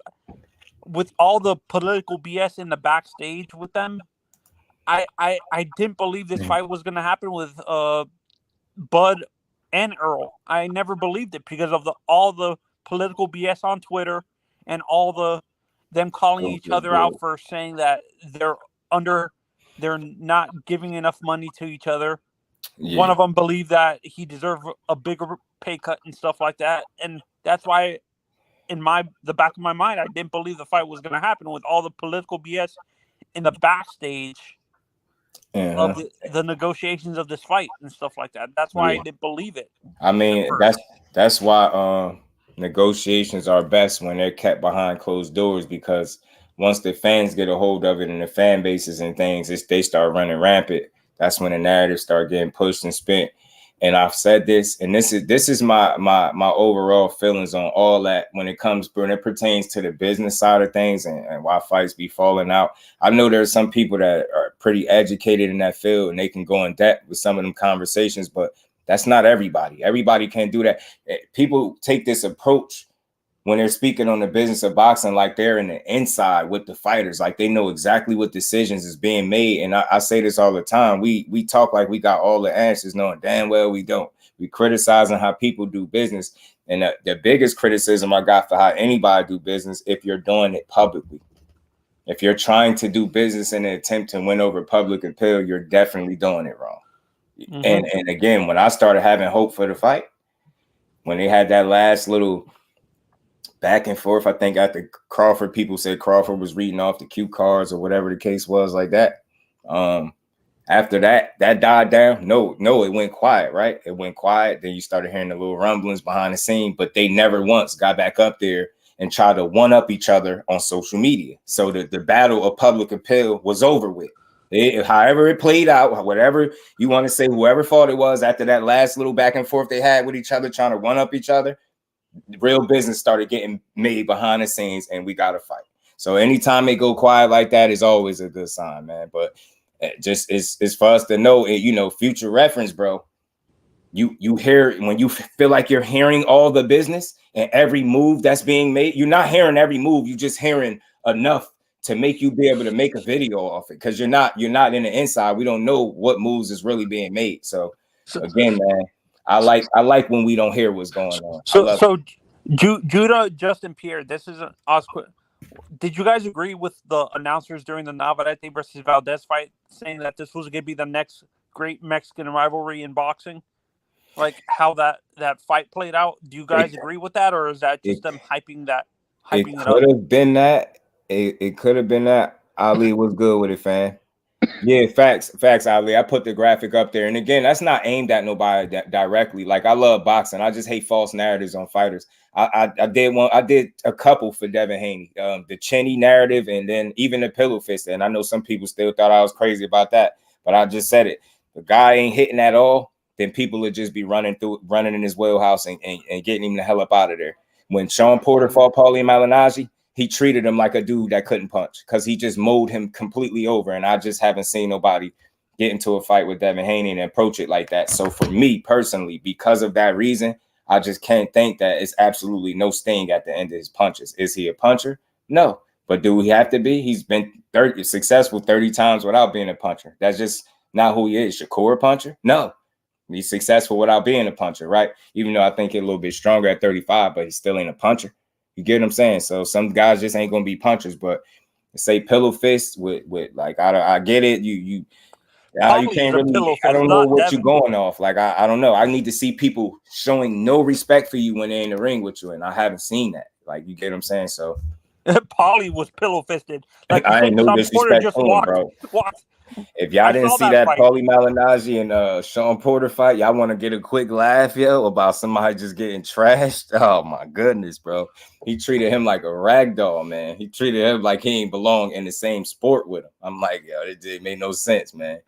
Yeah, they be capping, do you believe those reports coming from ESPN Boxing Scene and Fox Sports saying that Ryan and Tio are in the middle of negotiations for a fight? Or is that BS? Look, it's all these things are possible, right? Because as long as they're in the same weight class and they still Ryan Garcia is probably a bigger name now than he was before the Tank fight. You know how life after Tank Davis hit a little different. And again, a part of me feel like if he faced the demon that was Tank Davis, to me, like if you felt like you got in there with him, shit, man, I think that's the biggest fight you could have made in your career. Like, why would you not want to make another big fight? Why wouldn't you want to be a part of that again? That's what I'm thinking. Like, I think Tio's style though is gonna hurt. Like, I don't think Ryan, like Tio's style can hurt Ryan, like cause serious issues for. Hell yeah, he could get in there and beat the hell out of Ryan, man. Especially the Tio that just beat up Josh Taylor, but it still be a fun fight. And I think as long as it lasts, it'll definitely be fun. Because they got, Ryan, new trainer, Derek James. Let's see how he look. It'll be fun to see. I'll watch it. It's people are criticizing Ryan so much now for moving from different trainer to trainer, but yo, look, Jean Jacket Joe, man, Jean Jacket Joe Goosen wasn't a trainer, bro. That was a face. That dude was hired to be a name and a face, to be a part of the event that was Tank Davis and Ryan Garcia. He was nothing more, nothing less. The minute that man said he sent them in there with his own game plan, or he said, you don't train a fighter like Ryan Garcia, you collab with him. Like, dude, this ain't social media. This not Instagram. He don't need a damn collab. What are you talking about? You need a trainer. This boy young as hell. Yeah, when I heard that, I'm like, there's something very suspicious. When I heard him say the word collaboration, I'm like, you're supposed to train him, not collaborating. What the hell? You're going into the biggest fight of your life, bro. You how you collabing with a dude? He needs training. He needs schooling. Know what I mean? He needs some straightening. But that's why you seen that he got rid of him so fast. I told you. When the last time before the respected Joe Goosen, but before this point, when was the last time you heard his name be part of anything that mattered with boxing? Ain't that the dude? Really. Didn't he get Vito beat up like out in Jersey, man? I think you got Vito beat up in Jersey too, Jean Jacket Joe. Yeah, you did. You know what I'm saying? Wasn't Paulie one of his fighters? Wasn't Malignaggi trained by Joe Goosen? Oh shit! For that Sean Porter fight? I don't know, but I hope not, because that make it even funnier if he was. that make it worse. I want to tell you something else too, Joe, because I'm going on everybody I rock with. I'm letting everybody know my opinions early, bro, because it's an unpopular opinion, but I never care about that. Yeah. But so, man, I got AJ stopping Deontay Wilder, bro. I think I seen you put that. Stopping him, bro. It's like, from what I seen, I'm being real with you, bro. Like the improvements I see with Derrick James, because this would shock me when I watch that fight, his last fight against Helenius. I got people telling me AJ looked trash. He ain't do shit. This and that, yada yada yada. They let me know you know nothing about boxing. If you don't see improvement from that fight against Helenius, from the first one he had with Derrick James, you don't know what you're watching. Yeah, you don't know what you're watching. I think and again, I think people. It's cool when you bring it up to me, so you're gonna get something fair. Like I don't think that's fair to say he looked like trash. I think that's a bit of an exaggeration. I mean, again, for you to look like trash, that would you would expect a guy that's looking like. Let's examine that. If he looked like trash, you would at least could say he was out there losing rounds, right? Right, he won every round, I think. That's what I'm saying. That wasn't the case. But I feel you with the Wilder pick, but the reason I won't pick him for Wilder because of the same issues that I see that will lead to his destruction, in my opinion, against Wilder is still there for me. That the hesitant, little gun shy, overthinking. He's thinking in there and it's working. Don't get it wrong, but I think it's a little bit of overthinking going on over in there. After he got knocked out 3 times by I think he got like it's happening after the whole Tyson Fury thing. You think he's second guessing himself? Who? Deontay. No, that's the thing about Wilder. That again, that's what makes him special. And I think people can't understand that about him. You know, even AJ questioned it one time, like, "Yeah, why is this dude so confident?" That's the difference between them, and I think that'll play out in the fight. You can still see that on AJ. For me, I feel like I see it. I see like a guy that is still trying to get back to where he was. Yeah, I agree. Wilder, I feel like that's the wrong guy to be when you fighting Wilder. Like you still a little, you hesitant and you overthinking and you don't move the best. Like you get what I'm saying? But you still like, I don't think nobody crazy for thinking AJ could win. Let me just say that right off the bat. I feel you. But I just feel like the hesitation, Wild mixed with Wilder's confidence, like he's not lacking confidence. Win, lose, or draw, he gets right back in there and fights with the same level of confidence that he always did. Just listen to how he talk. He still talk like he never lost. Like he don't give a damn. A loss don't break Wilder, and that's what makes him special. The fact that he ain't your prototypical heavyweight. You get what I'm saying? An unorthodox style. He different. He is an anomaly in the sport, and his confidence is. I think that's what makes him special. I think that it'd be the reason he'd beat a guy and he know what he needs. You said this. You can't. With Deontay, you can't be hesitant. Right, hardcore. You can't. A guy like AJ can't be hesitant when he's fighting a guy like Deontay because Deontay can knock you out right away. Right. You can't do that with Deontay. Right. You can hesitate with Tyson Fury because Tyson doesn't really. I'm not saying Tyson doesn't have the power, but he doesn't. He's not a knockout artist like a Deontay. Like Deontay, he is now, which is crazy. That's what they calling him now, right? What I'm trying to say, this the reason I take him, bro, is because I always thought from the beginning that Joshua was a better overall boxer than Wilder. But I'm looking at now under Derrick James. Not only is he using a jab, he is pumping his jab and using his jab to set up big shots. I watched him use his jab upstairs and downstairs to push Helenius into the ropes to set up a big shot. And I'm watching him mix up his body, his attack from head to body simultaneously. I seen some improvement, I feel like. Yeah, it's seamless. Yeah, bro. Pardon me, bro. You always he's still second guessing. See, Judah, I understand you see improvement, but I saw that fight. It seems like he was second guessing himself at points in that fight. But you got to understand something that he ain't too many fights removed off of getting outboxed, and then I think the right kind of knockout it always kind of plays in the back of your mind. So I think you just seeing him. I think he improved subtly from Franklin to Helenius, and I get it is a different opponent, different level, different things like that. But I think you can see it like the jab was present in the ring. You can see the Derrick James schooling kind of taking effect, but you can also see in the ring, in my opinion, just from what I'm looking at, you can see the things that Derrick James can't fix. You get what I'm saying? It seems like they're sharpening the things. The mental part, second guessing himself in his head. And I think that's going to come with time if he's to get back to that guy. Because look, he started slipping those right hands in there early. You get what I'm saying?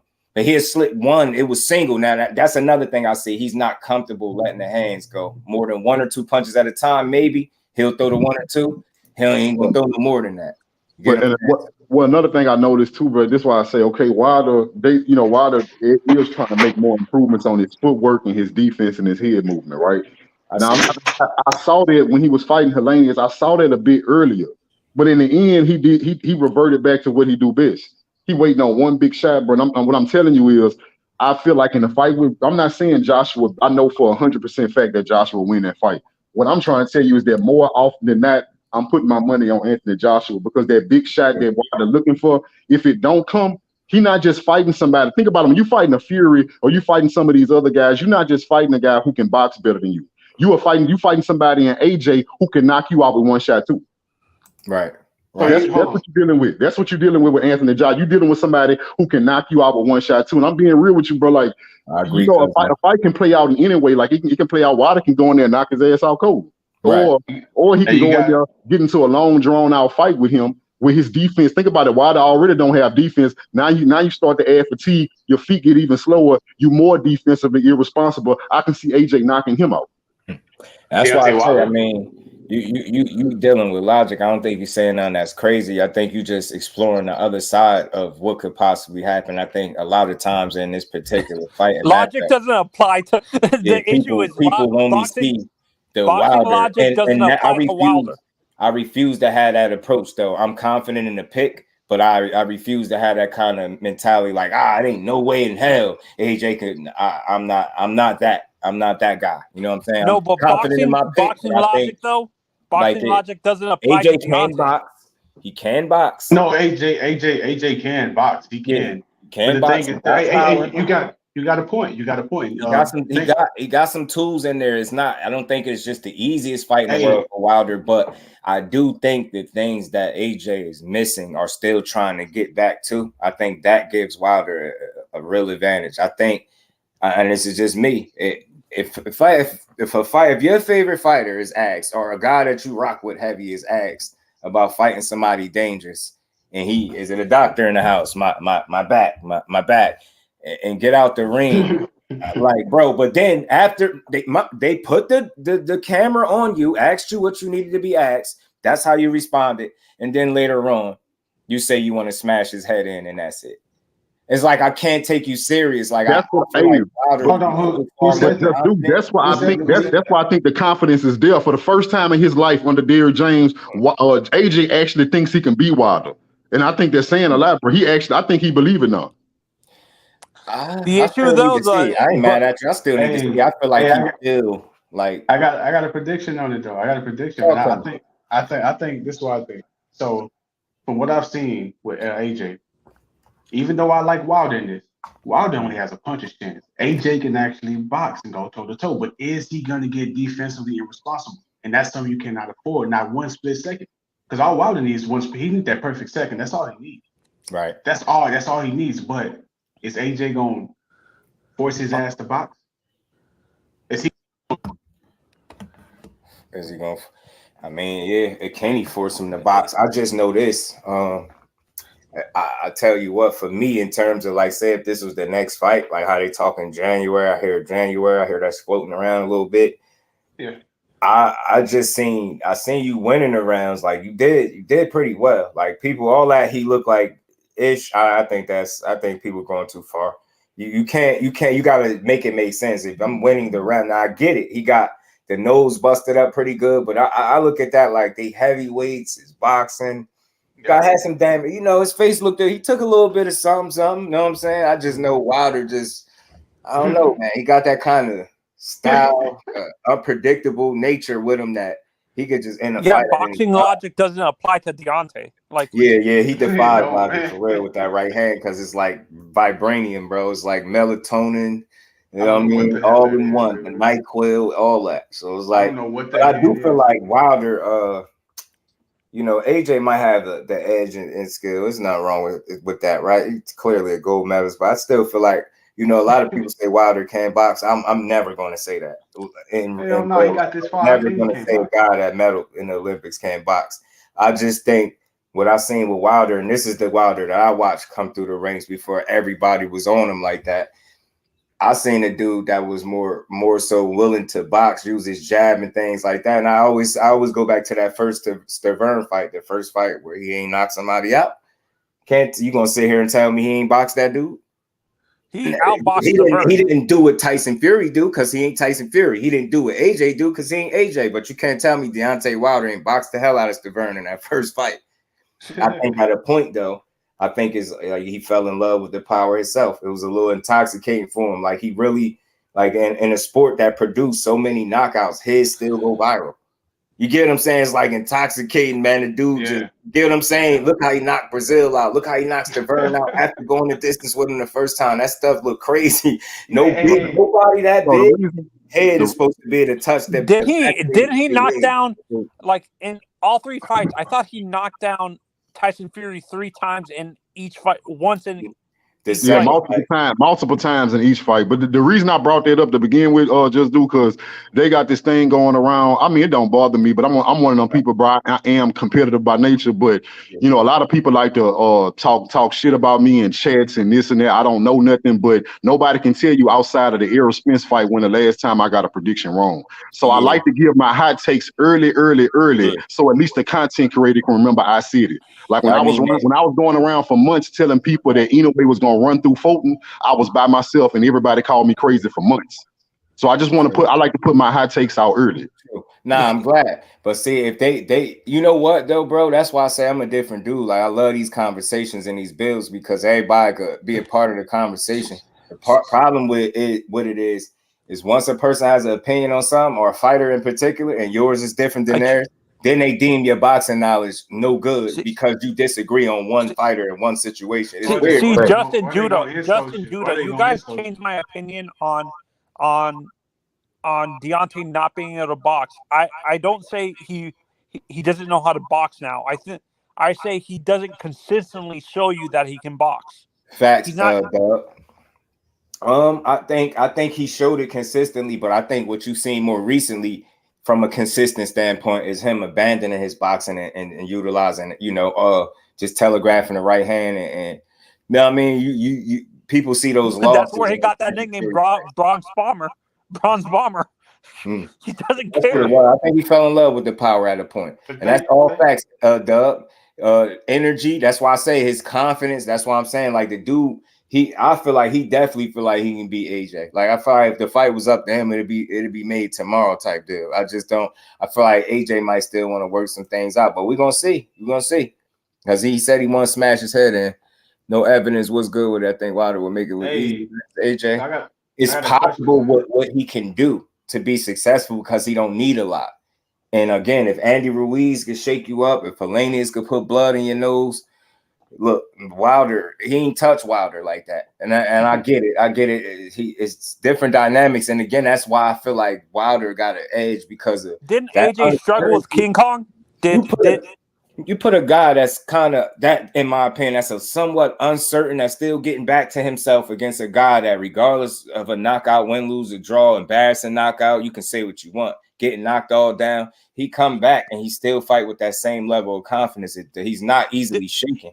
And that's why I said that before. This is why people can't understand the love Wilder get. Like win, lose, or draw, you can't break him. It's crazy. They thought losing to Tyson Fury would be the end of Deontay Wilder. It's just not. He still must see TV, and anytime he show up, you want to see him. His knockouts still go viral. His most recent one did too. It's crazy. Like the dude's still that. He's still that, despite what anybody say. So it's like that confidence is. I'm telling you, that's why AJ struggle with. I have a question. Didn't AJ struggle by chance just with King Kong too? Would he struggle? No, didn't. I thought he fought King Kong too. Hell no. I would have loved to see that for what it's worth. I'd have loved to see him fight a King Kong Ortiz. Now Wilder was only one crazy enough to do that. And then after he did it again. And then they said King Kong was never the boogeyman and he owed. And I was like, wow, that's crazy. They turned on King Kong fast. Turned on him quick because Wilder got in there and put him. That was their favorite guy. They'd be praising it. That's why I say kill that resume talk when it comes to Wilder for me, because you gonna tell me his resume ain't this, but I'm gonna say to you, show me one fighter that he wouldn't be willing to fight. Because I seen the fights, bro. I already heard how. I don't think Wilder ducked nobody. You get what I'm saying? He didn't duck nobody. Was the guy people did not want to fight. He went to that smoke twice.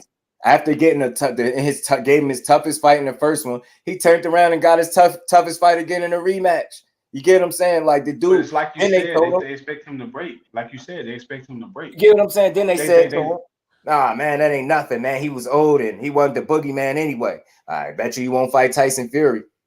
Tyson Fury, ain't like you beat him. He got the most, that's the most skilled heavyweight. And what did he do? We all see how that played out. Had to take, despite how the first two fights played out, had to take the man to court to get a third one. Again, what we talking about when we talking about resumes?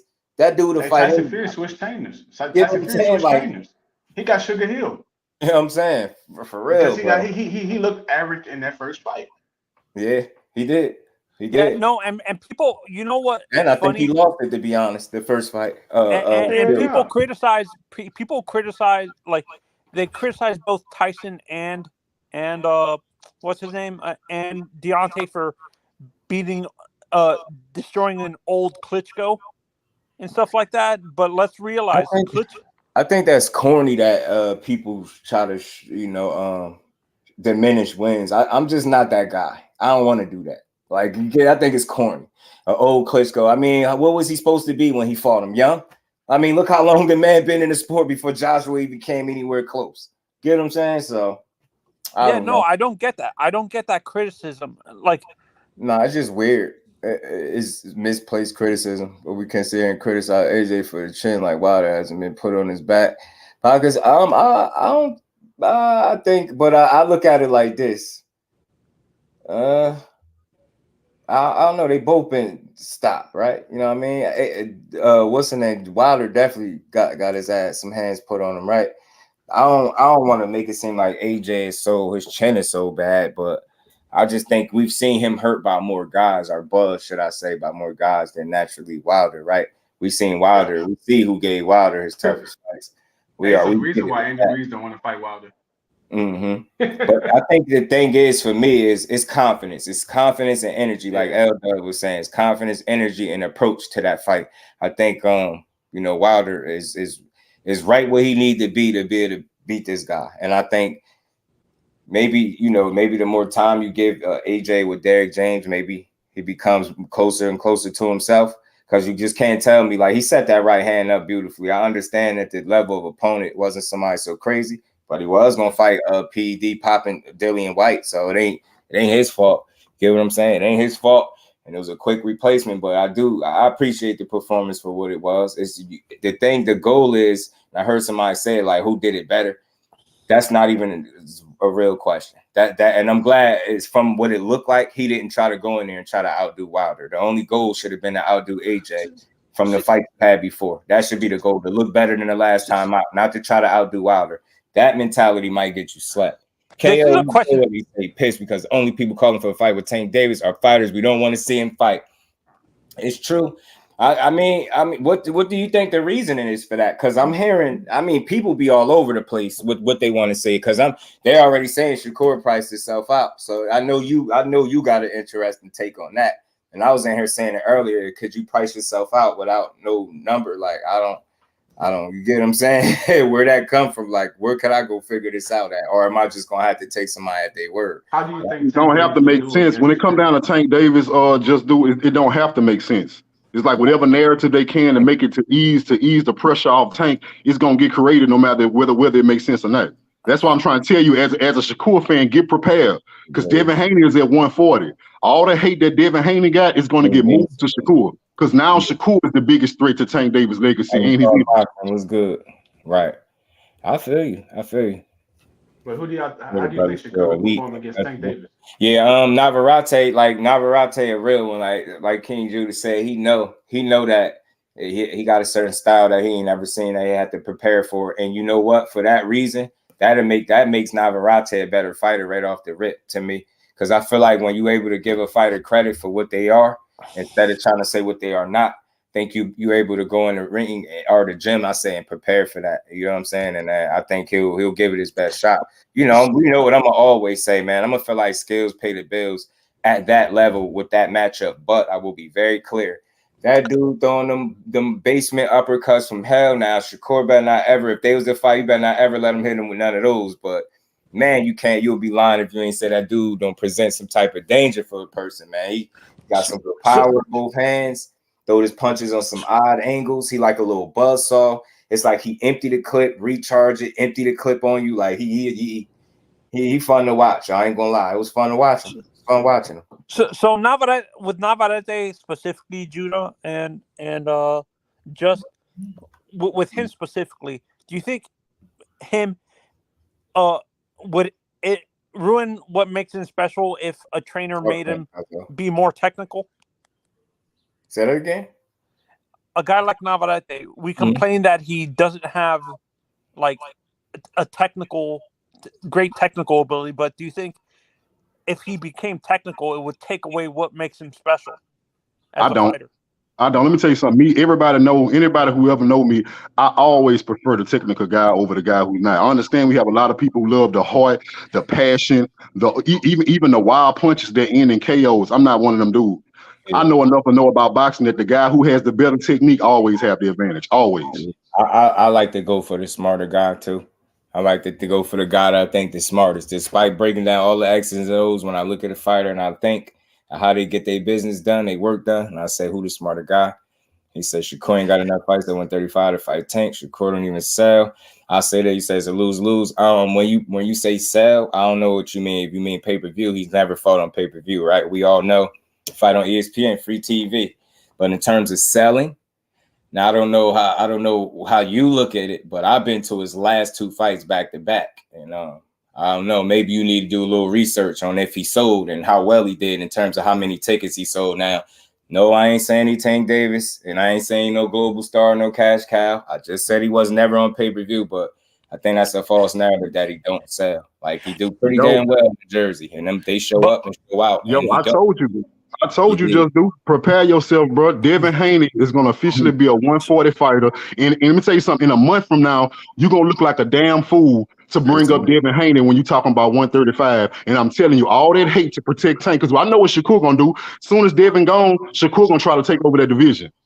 Right. And as soon as Shakur start doing that, all that hate Devin was getting is going to go straight to Shakur, because he going to show up Tank and he going to shine a light on how Tank is refusing to take over that division. No, but just I don't think you guys understood what my question was earlier. With Navarrete, if he brings in a trainer who teaches him to be more technical as a fighter, do you think that takes away what makes him special with all these awkward shots that he does? No. Because I think at the end of the day, he always gonna be who he is. I mean, trying to add to his game. I understand what you're saying. Could it take away? But I don't think so. I just honestly, I don't think they're going to try to switch anything about his game. I think they're going to keep things the same, because it's one of those situations where you would essentially be fixing what's not broken. The dude ain't lost since I forget what year it was, but that's when he was like, what was he? Man, this teenager. Since he was a teenager, he hasn't lost. What I'm saying? So he ain't even lost or came close to it. I don't think. Well, aside from almost getting stretched in the fight before the last one, but. Other than that, he's been smooth selling, so I don't really think they got to fix him. I think you always can sharpen up, but you definitely don't need to put too much emphasis on doing something that you are not, or trying to be somebody that you are not. Yeah, I think I don't think Calvin Ford said it, KO. Calvin Ford said Shakur priced himself out, but I'm telling you, I hear things differently. I don't think he meant it in terms of like he priced himself out with us. I don't think he meant it that way. I'm thinking he looking at one situation was like, well, see how he did with that. He already priced himself out. So, and I think people took that. Now I got to go listen to it again to make sure I'm not giving Calvin Ford the benefit of the doubt. But I do want to be real. And I think he was saying, I think that's the way he was saying it. Like, you see the way he turned down the 25%, like he already pricing himself out. So I don't know if he's saying per se, like with us, like we had this situation, because I don't see how, if y'all ain't have it, I didn't know that y'all was planning a fight is what I'm saying. And I would love to get the fight if I could see it. So Navarrete is awkward. He's fun to watch though. Basic Mexican without it, yeah, they ain't got no damn hate. Judah the homie, but you gotta stop about the truth ain't hating. Hey, look, and you know what? And guess what? That's cool, bro. You know what I'm saying? You know you the homie too, but at the same time, everything I've ever said against Tank has also been the truth.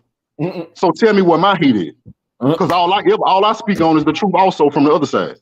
KO, you know you got the backdoor key, KO. That link pinned if you want to come up and that's the homie, bro. Man, KO know what that's the homie, bro. But like I said, I don't. Too, bro. It ain't no hate. It ain't no hate when I speak the truth from the opposite end. That's all I'm saying. Yeah, I really believe when it's coming from certain people, like I feel like I got a track record to speak that I don't do no hating, because it's like that's not how I want to talk boxing. I think that's very corny. Like to hate on fighters that just doing their things and look for reasons to try to knock them. I'm just not into it. But I rock. Oh, all right, bet. All right, I'll be here. I'll still be here, KO. You always welcome to come up, man. It's just, again, I understand in this game of boxing, a lot of people process information differently. You get what I'm saying? And they come up with different assessments based on how they break something down.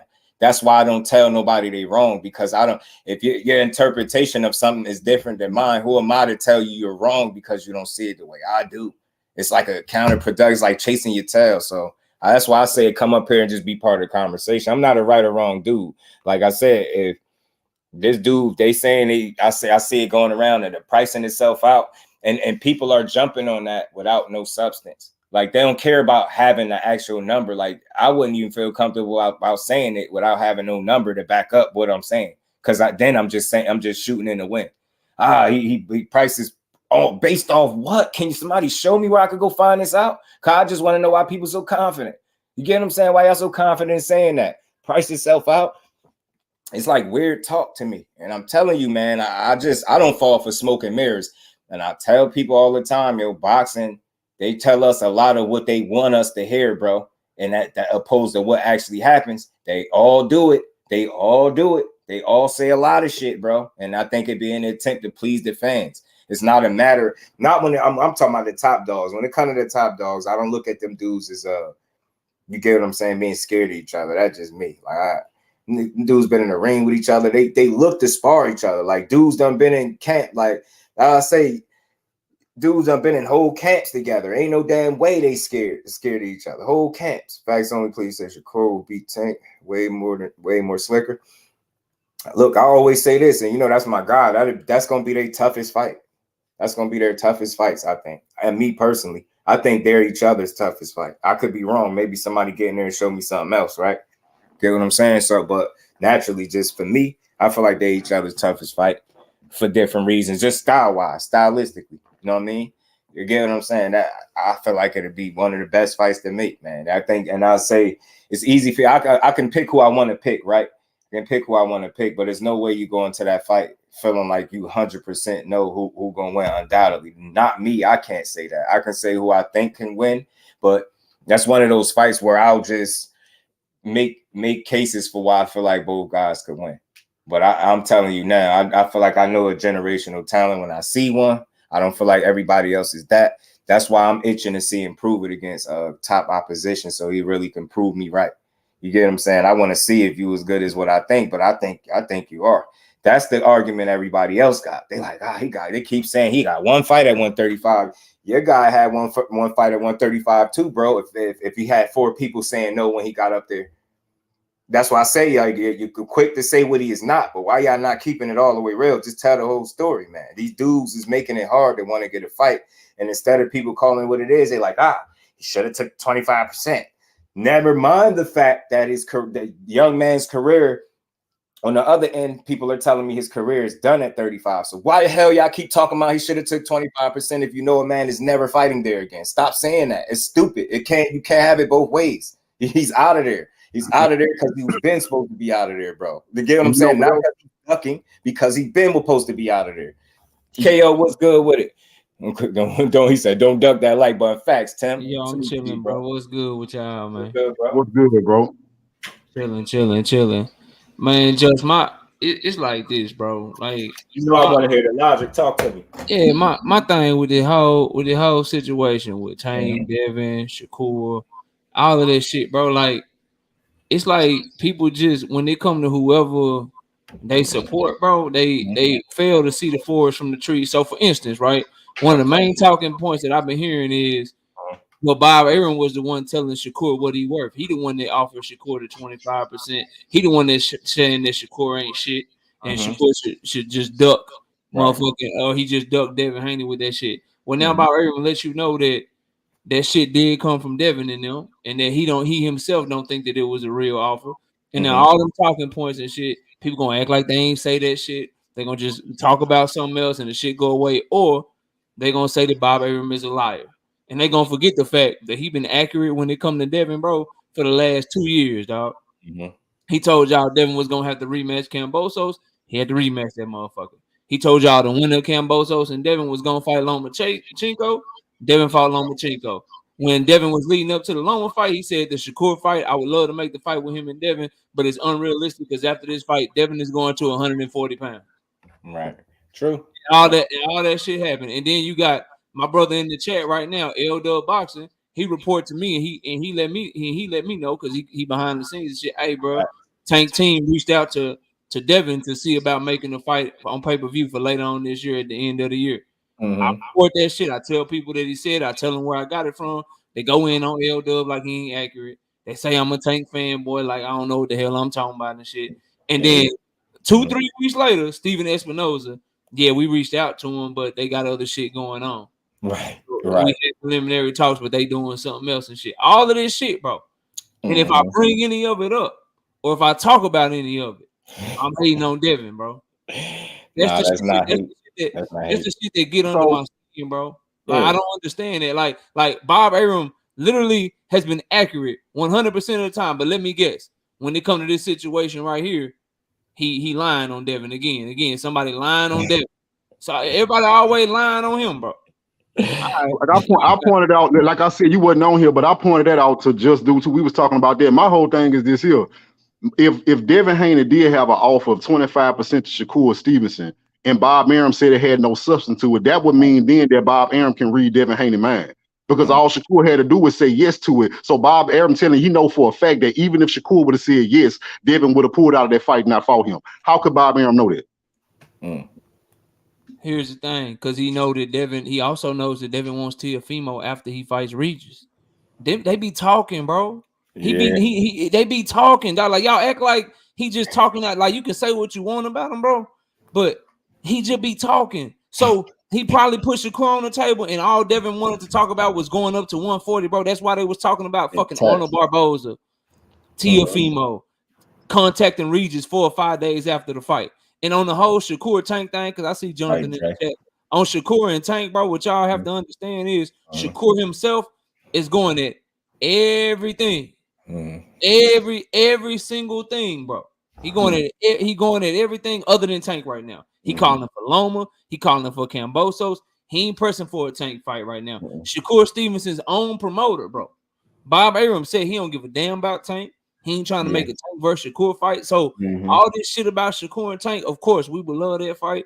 I want that fight more than anything that Tank have going on. But what we can't ignore, bro, is that a nigga that just got his last opponent $30 million, ain't nobody calling to fight him right now, bro. Ain't nobody calling to fight him, bro. That's very strange for somebody that's a midget, that's short, that all he got is power and shit. That's very strange. What's really going on and what fight fans don't want to admit, bro, and I'll be quiet, what these fighters don't want to admit, what all these fighters don't want to admit, bro, they know Tank that guy, bro. They know know that risk. They know what it is. I could agree. And they all trying to do other shit, get their bags and shit, get these easier fights. Because when push came to shove, and that little midget that only got power, that ain't got no skills, became free, and he was able to take on anything, niggas start running for the trees and shit, bro.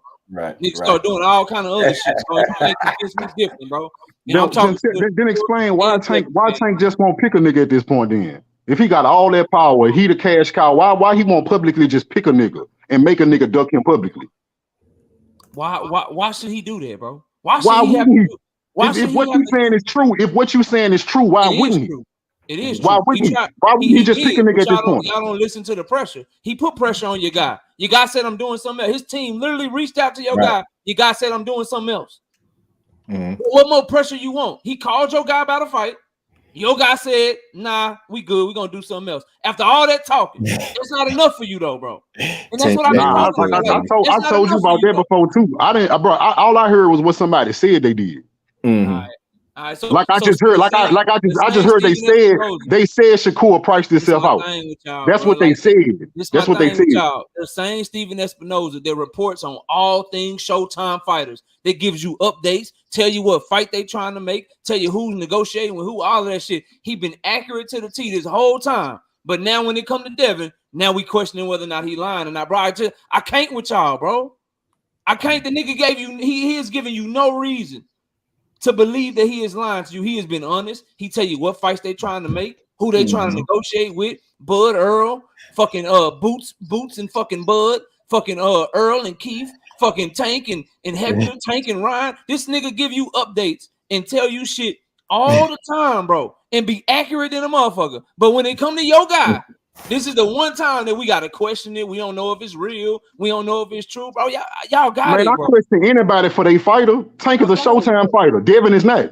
Y'all got it, bro. Y'all got it. Man. Like it is what it is. Y'all, I know you gonna quit because it don't make Devin look good. I get it, bro. It don't look good. And this is my last thing, bro. That I just got to get out, bro. It's some and for the Haneys, bro, and all these fans out here, I gotta get this shit off on y'all, bro. Y'all are this is some hypocritical ass shit. The same ones, bro, that complained and shit when Devin had to tank that Cambosos deal, and they were doing Devin wrong, and Devin is this, and he deserved this, and he deserved that. Y'all sit up here and y'all cap for that hypocritical ass shit of him doing the exact same thing to Shakur. So it was wrong when somebody did it to him, but it's okay when he try to do it to somebody else. Bro, y'all, come on, bro. Come on, bro. Like y'all got it, bro. Like I don't think it. I swear, man, I'm a fair guy. Ain't nothing that man said that was a narrative. Like, can you disprove anything? He's literally just ran down what people say and do, and that's none of that shit is inaccurate. That's like 100% accuracy. That's not a narrative, bro. The narrative is what people be pushing a lot of. That's not narrative pushing, bro. He just went off of what people are saying out of their mouth directly and how the situation is playing out. How could you get a narrative from that? That's what frustrates people, because when it comes to certain situations, they just can't be real. It's like, just, you know what I'm saying? Just. I literally was, and I'm a Haney fan too. It's hard to tell because I don't go for all the cap and shit. But listen, bro, we was literally all like, say, bro, that shit wrong. He deserved way more than what they trying to give him. How the hell Cambosos getting 10 million? Devin only getting this. Devin like, bro, that shit wrong. He shouldn't do that. And then he turned around. The same people that was complaining when it got done to him, he turned around the shit and do the shit to another fighter. And now it's cool. Like, hey, he had to do it. So shit, hey, if you really want it. Then you gotta take it because he took it. Ain't nobody gonna behave all desperate and shit just because you did it, bro. I said this, and my take on that was, from my opinion, I feel like Shakur just didn't allow, because I ain't want to put it on Bill and Devin in terms of the percentage or that fee or whatever they offered. I'll just say I don't think as a fighter he was willing to let the business of boxing hold him for some belts that he would eventually have to pay for once he took them up off somebody anyway. And then, you got people that say he got so many people hands in his pockets and all this weird shit people be putting on Twitter. Why people care about shit like that is beyond me. But with all that shit being said, he got all these different hands in his pockets, got all these different people to take care of all this personal stuff that people get into. Well, again, why the hell would you allow the business of boxing to hold you for some damn belts? And get what I'm saying? That you're going to have to pay for anyway. Sanctioning fees for him anyway. So, like, I'm glad he didn't do it. At the end of the day, you could criticize and have at it. I just know when he get in that ring, that's a bad boy. I don't care about none of this other satire, this other shit, soap opera shit that don't matter. I just want to see the fights, and it's sad that this man got a warm up fight and can't get a fight with a solid guy because people bullshitting and don't want to fight. It's crazy to me. I just want to know how long we gonna blame Devin for everything, because. The last time I checked, when Devin wanted Tank and he was calling for Tank, people told Devin to shut up. You being disrespectful. You talking too much. That's why he don't want to fight you. When Devin shut up, now he not talking enough. Then on top of that, like I heard that, like what you just said. Oh, just because Devin Haney took a bad deal, ain't nobody else got to do it. Now Devin getting blamed for somebody not wanting to do what he did. But this is Devin Haney get blamed for every single thing, everything. Devin Haney took a sacrifice that nobody else would take, and he got blamed for this shit. No, he's not getting blamed for that. The problem is, Judah, is that yes, was it a sacrifice? I agree. Yes, did he deserve better?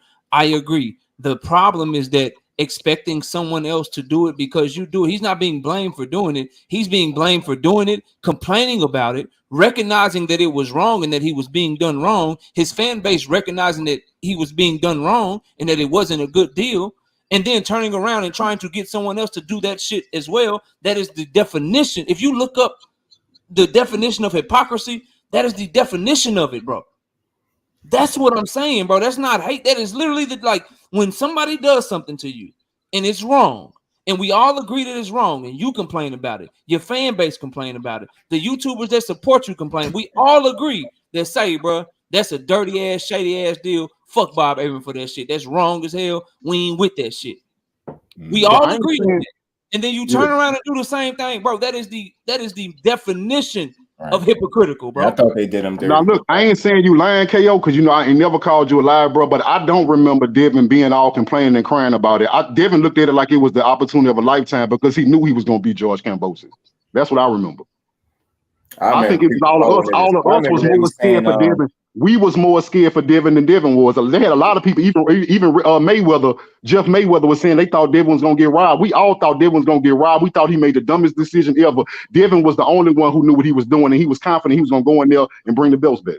That's what I remember. I remember them calling it a slave deal. People referring it to that and saying the reason that he's offering it is because he don't want to fight. I got you. Hey, like I said, I don't remember it. I don't remember. I ain't saying it ain't happen. I ain't saying it ain't happen. I ain't saying it ain't. What's good, Joe? When that shoot got how was y'all vacation, KO? Pardon me, bro. What's good with it? When that shoe got put on the other foot, they changed it to something different. If it's a slave deal when one guy's offering it and it's an attempt to duck you, what is it when you do it? That's going on people's logic. That's not nothing I'm saying. People be shooting themselves in the foot with some of this shit. And that's why I say everything can't be true at the same time. Like, which one is it? You get what I'm saying? Is it a slave deal? Did he offer it because he was trying to duck you? And then how do you do the same thing and it's something different? That's their logic. I heard people and I was rocking with it. I was like, damn, how did 10 million for Campos? I'm like, yeah, make him go to Australia twice, all that shit. Can I tell you how it's not the same thing? I know what's good, bro. Before you do, let me say this, bro. And then I want to say this. I'll let you go. Judah said something that I want to make clear. I can't speak for everybody else. I loved when Devin was talking his shit, bro. But my thing was, hey, bro, like you talking your shit, but you announce your other fight 2 days later. Like, say, bro, you talking your shit, but we all know you got a rematch clause. Right. Say, bro, you talking your shit, but I just watched you get in the ring with Loma 2 weeks after your fight to build your fight against him. So I love you talking your shit, but what I need from you, young king, the dream, what I need for you and your daddy to do, bro, when y'all both free, when you ain't got shit on your plate and Tank ain't got nothing on his plate, I need you to keep talking that shit the same way. So it wasn't that he was talking, bro. It's not that he was talking his shit or calling out Tank or his daddy was going around talking his shit. It's that they was talking their shit when the fight really wasn't realistic. You talking your shit in the middle of a 3-fight deal. You talking your shit while you begging for a Kambosos and a Teofimo fight at the same time because you want undisputed so bad, which is a great thing to do. Go do that shit. Talk your shit. But now what we ask of you, that same shit, talk that shit when you're free. That same shit that you've been talking when they contact you for the fight, say you want it. And you say you go off of what people say. I know you real smart, bro. Just think about this. Steven Espinosa is telling you that they reached out to Haney. Those was telling you they reached out to Haney. I'm telling you they reached out to Haney based off what Steven Espinosa said. The one tweet that Devin Haney has deleted since beating Lomachenko is the one tweet where he said he don't even know Al Heyman number. He ain't talking to me. That's KO, you promised all that together and tell me I'm KO, you already promised us something.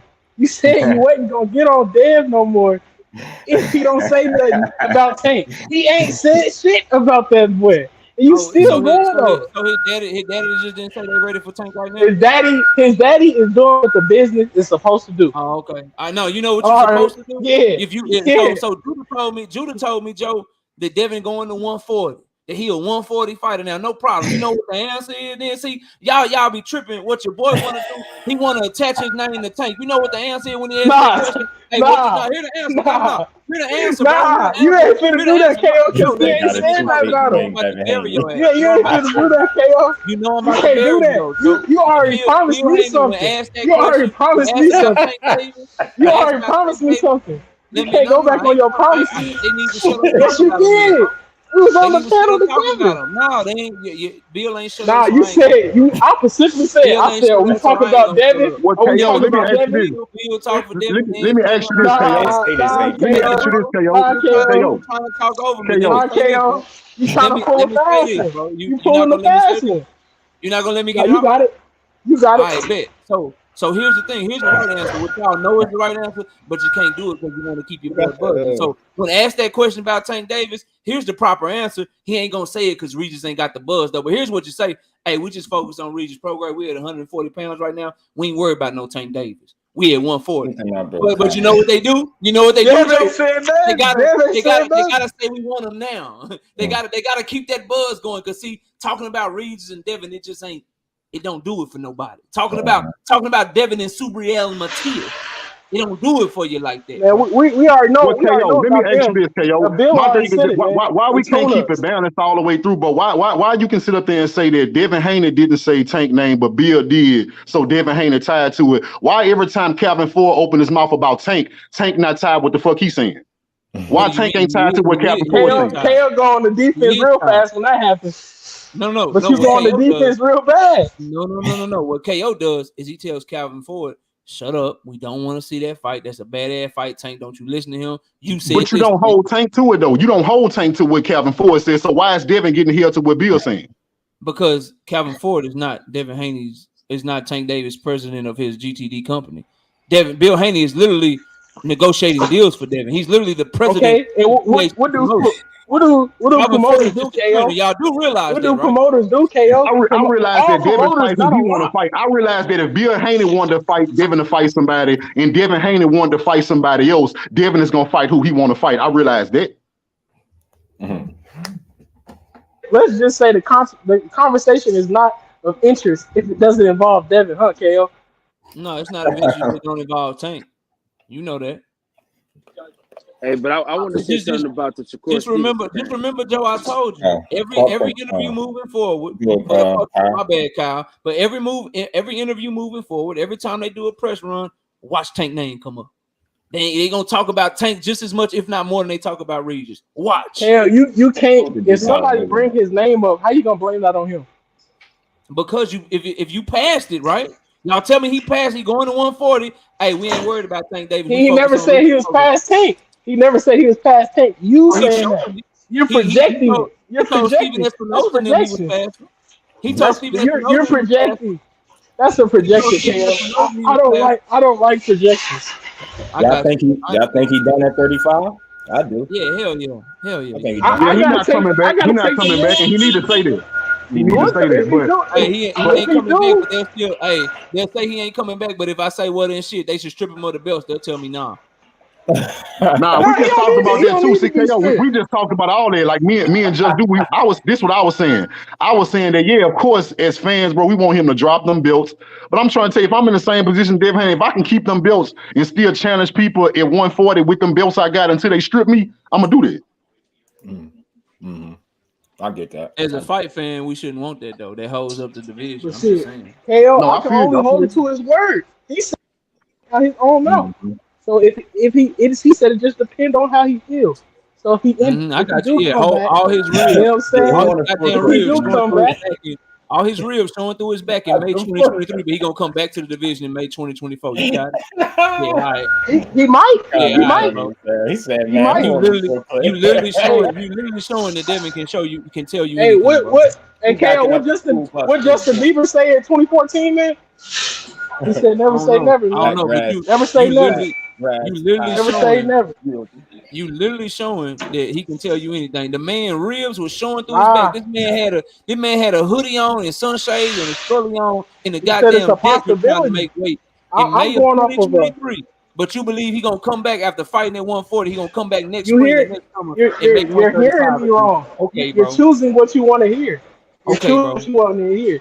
I He said did he say that, may bro. come He back. told Shakur he gonna go up there, fight at Yeah. 140, and then come back down. He was like, then I And come back down and defend my belts, gangster. He if he did say come back that. down, I just think he was all slick talking. respect I you. don't think he come back down. And I don't expect him to. I don't want to see a depleted Devin Haney fight nobody. I want to see him be 100%. Blackgrass said Tank never sent the contract and Shakur never signed the contract. The hate for Devin Haney is real. I just want to say this when it comes to that hate. Just know the hate might be real, but some of y'all cause the hate because y'all have an unrealistic expectation of the fighter that y'all represent so heavily. Y'all don't let other people have a realistic, fair assessment nor opinion on them. And if we don't agree with 100% or look at things 100% of the way a lot of y'all do, then it's deemed as hate. But I just heard I'll challenge anybody to this. I don't go back and forth. Just show me a video out of this 700 plus that I got where I've ever hated on Devin Haney. And if the hate is not coming from me, I don't give a damn about the Devin Haney hate because I can't control the hate other people have for that man. I just know I don't hate him. And if anybody's calling me a hater, you show me another content creator. I spent a week talking about the fight, bought the fight, then talked about it the following day. I talk every day of the week.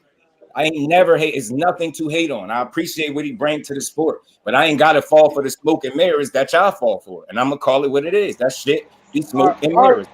People be saying too many things, playing both sides of the coin. You can't do that and shooting yourself in the foot. Every time somebody has a logical or reasonable opinion on this dude, y'all come to his aid. If he's half the fighter that you say he is, you don't have to argue every time somebody got a difference of opinion with Devin Haney. I think he a dog. I think he a hell of a fighter. I think he a top fighter, and I know he a top fighter in the sport.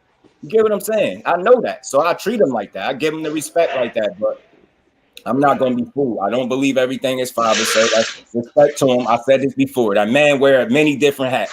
You got his promoter hat on, his dad hat. You get what I'm saying? All these manager, all this different stuff. I get it. And your salesman hat too. So when I know I take some of that stuff with a grain of salt. Some of the things that you are saying is PR shit. You're saying things that is going to make the fighter that you represent, which is your son, look good because that's what you're supposed to do. But when we have these in-depth conversations, we're going to be able to pick and poke at some of the shit you say that just ain't solid. That's no personal attack on Bill Haney or Devin. I don't get it.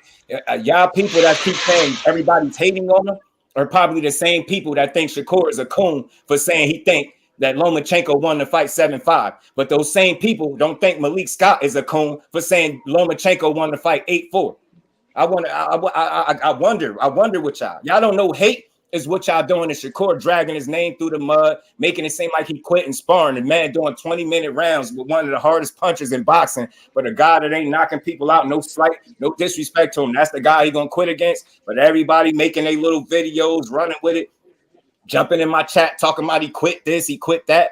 Y'all do anything to take away from another fighter, but then think we're gonna kiss Devin Haney's ass. Y'all do it? Nah, bro. I agree with everything you said.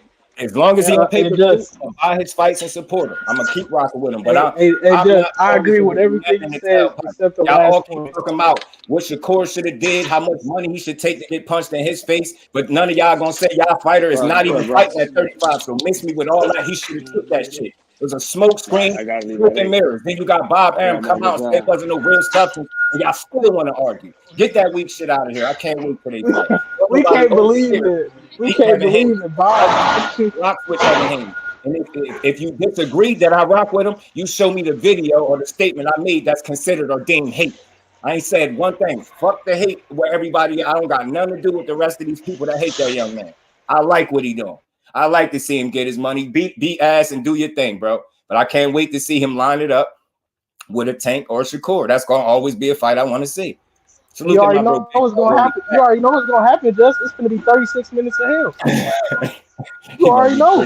Shout out to BS. And shout out to BS because I got that from him. You know what I'm saying? It's going to be 36 minutes ahead. When you say that, bro. Salute to be at Lord Bill Haney has spoken. So it's a fact. It's facts. And look, I say this openly and honestly and with respect. I don't dislike that dude. I feel like I understand what he's doing. His job is to constantly big up his son, put him in the best position possible, and never make him look bad. So he's never going to say things in an effort to make his son look bad. Is he supposed to? No.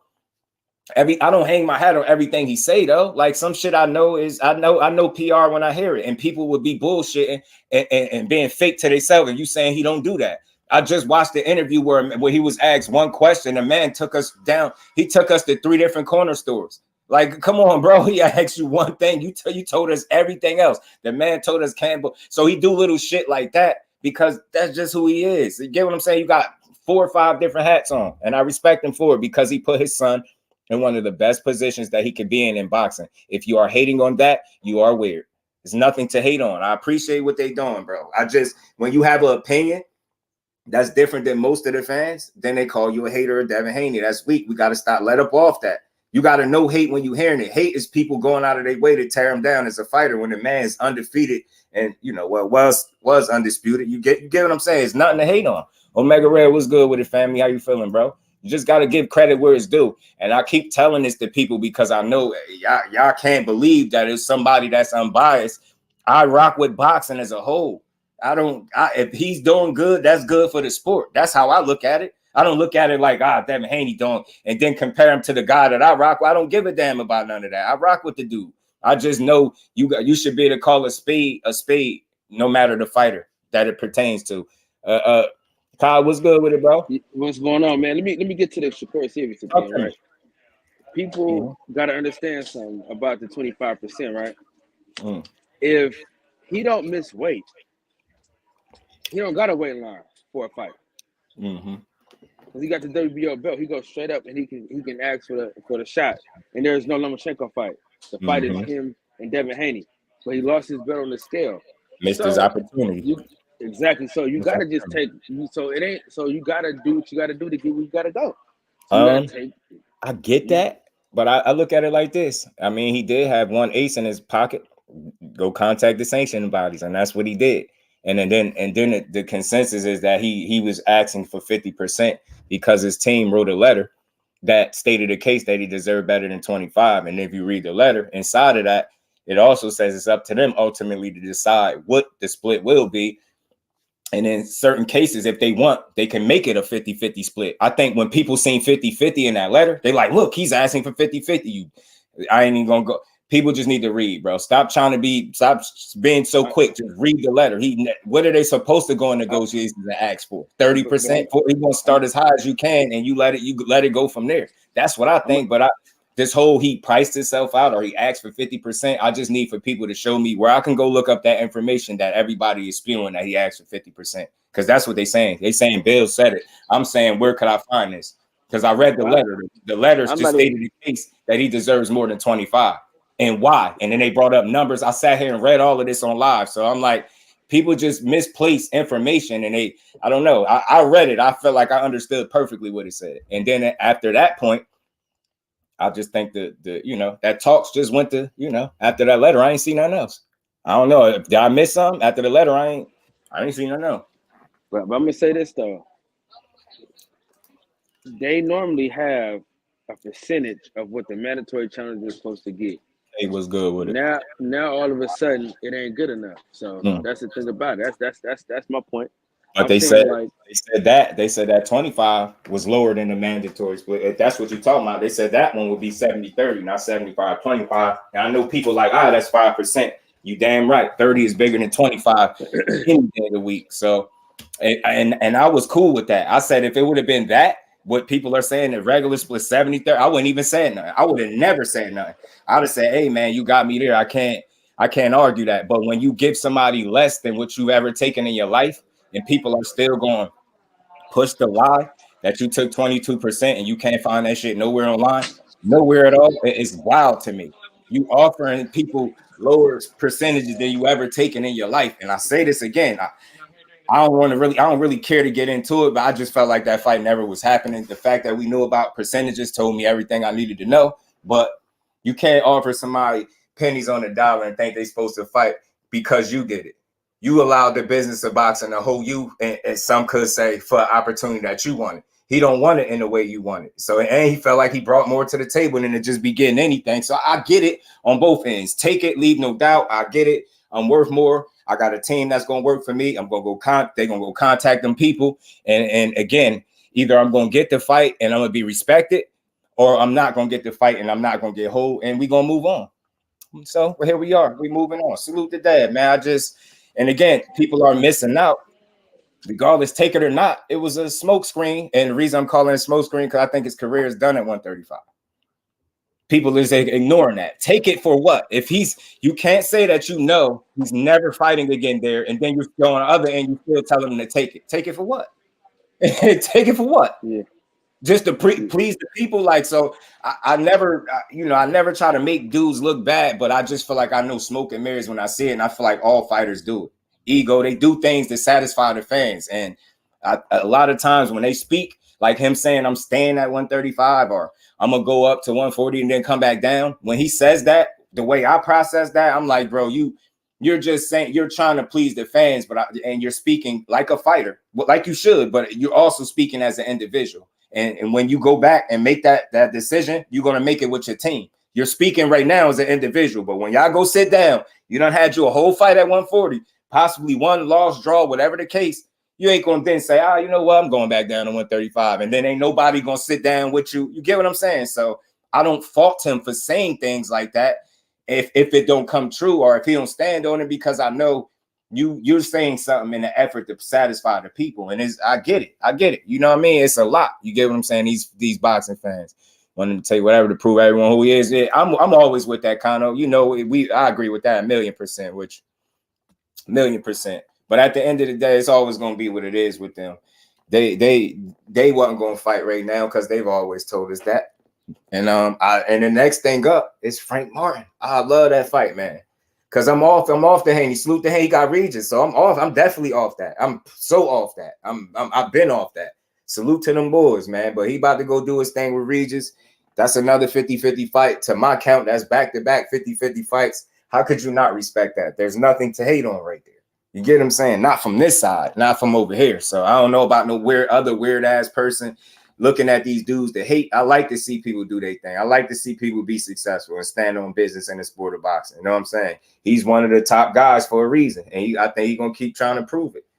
I mean, you need to go with the belts. I get that, Tim. I get that. I just understand it on both sides. Like when King Judah said he might be keeping the belts to try to for leverage purposes, I can understand it. That's where I come from. I'm not just somebody trying to criticize everything these fighters do. We don't know why these dudes make the decisions they make. We just sit from the outside looking in and just, criticize everything and think we know when we don't. We don't know. I don't know.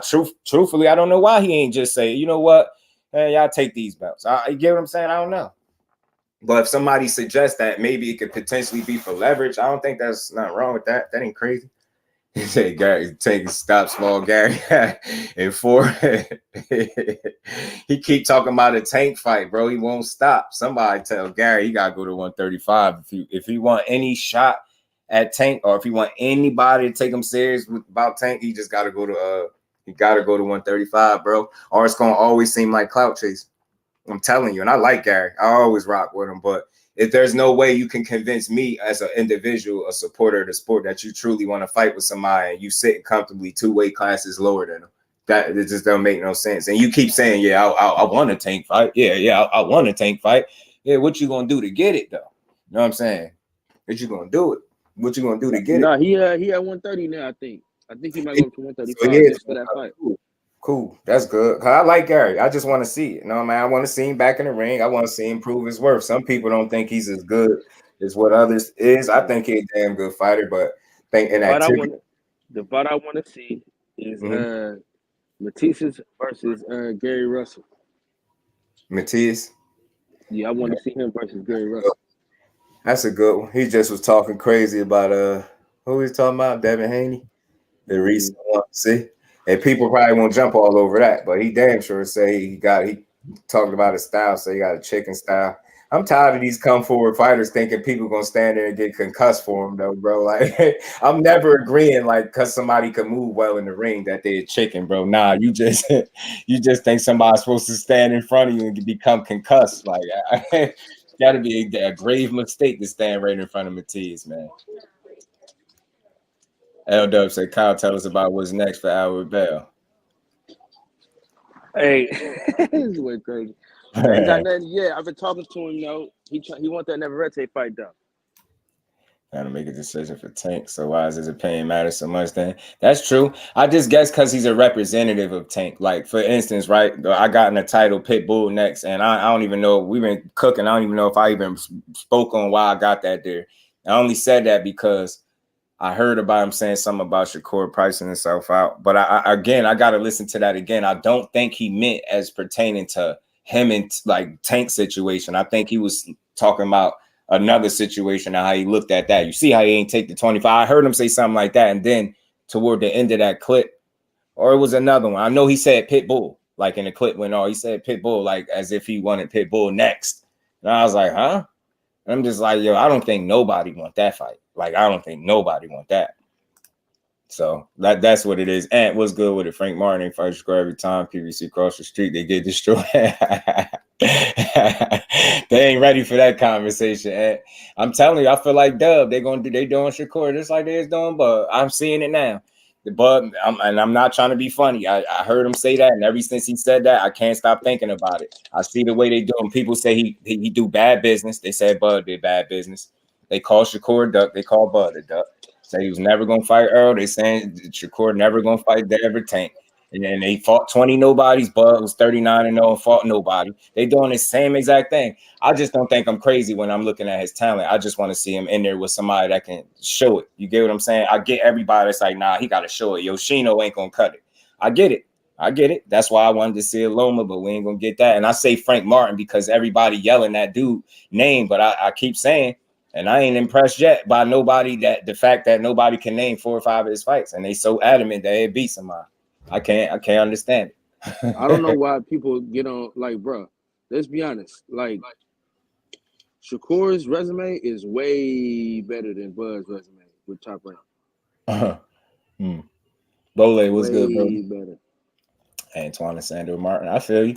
I just think Bud, I don't know. I think we tough on assessing fights and fighters. Like I seen that with Hector Garcia. Because people couldn't get past the fact that maybe he was coming up from a weight class that they just couldn't get over that. And I'm like, yeah, y'all keep saying he came from 130. I do know Tank came from 126. But y'all please shut up with that. Fighters move up. That's part of the sport. Some of the best fights have been made because people move up. So don't give me this BS that somebody is dragging another guy from. I don't want to hear that. That's the weakest shit ever. How are you supposed to make a fight? When you grow out of weight class, what you supposed to do? You go up to the next one. Then when you have a fight, nobody can say, yo, he dragged this one up. No, you didn't drag. It's boxing, bro. You made the weight. You get your ass in there and you fight. And especially, I don't understand how people are making the outcome of these fights about weight when we know it's skills that's winning these fights, not weight. You know the difference. You know, everybody know you've seen a guy use weight to win a fight. Everybody seen Tyson Fury. Well, if you've seen it, when he fought who was the Steve Cunningham. That's a prime example of a dude leaning all over somebody using that weight to win a fight as opposed to skill. He did a little bit of both. You don't see that with Tank. Tank ain't never used his weight to win a fight yet. That dude is skillful, and that's why he's winning. It's not because of weight. It's not because of, and you can't make that excuse when you see him go up to 140, fight a guy that's listed 6'1", big ass Barrios, and stop him. You can't say it's about weight. That dude just a little different in the punching department, and with the skills combined, this shit is a little special. That's all. Just give him his props and move on. Going on Shakur Tank. Nah, I don't think so either. I don't think so, cuzzo. I don't. And I'm not holding, I'm not really holding it against. I'm different, bro. Calvin Ford said what he said, but it is what it is, bro. Like, I ain't even looking at, somebody like, he's capping. Like, I don't care.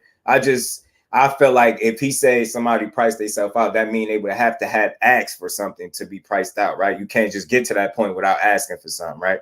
PJ's big dog was good with it. And that's all I was saying. I just never knew that fight was something that they was discussing. Like, and again, I heard, they were saying they flipped the coin and things like that. I know that's entertainment. That's fun too. But I thought they was really going, start pressing people. So I don't know. But my stance is always going to be what it is, man. I think as long as these dudes in the same weight class, these fights could happen. Nobody's gonna tell me that they scared of each other. Just do. Like man, I'm at the workhouse, man. I gotta get back to it. I just had to stop in and check in with you, man. All right, no, I appreciate you, bro. I'll be over there to check you out. For sure. I'll be there live in a couple hours. All right, I got you. I'm gonna stop you. Bet. Sandy Martin won his last fight. He sure he did. He did though. Barrios like a world beater. Nah. See, the thing is not that he's a world beater. And again, he don't have to be a world beater, but people don't assess quality wins when they happen, when they take place. Barrios is an undefeated guy that was whooping ass at the weight class. I'm not understanding. Is it a bad opponent? And again, imagine your favorite fighter in there against Barrios. Do you think he had the same outcome as Tank? Do you think your favorite fighter would jump 2 weight classes and fight Mario Barrios?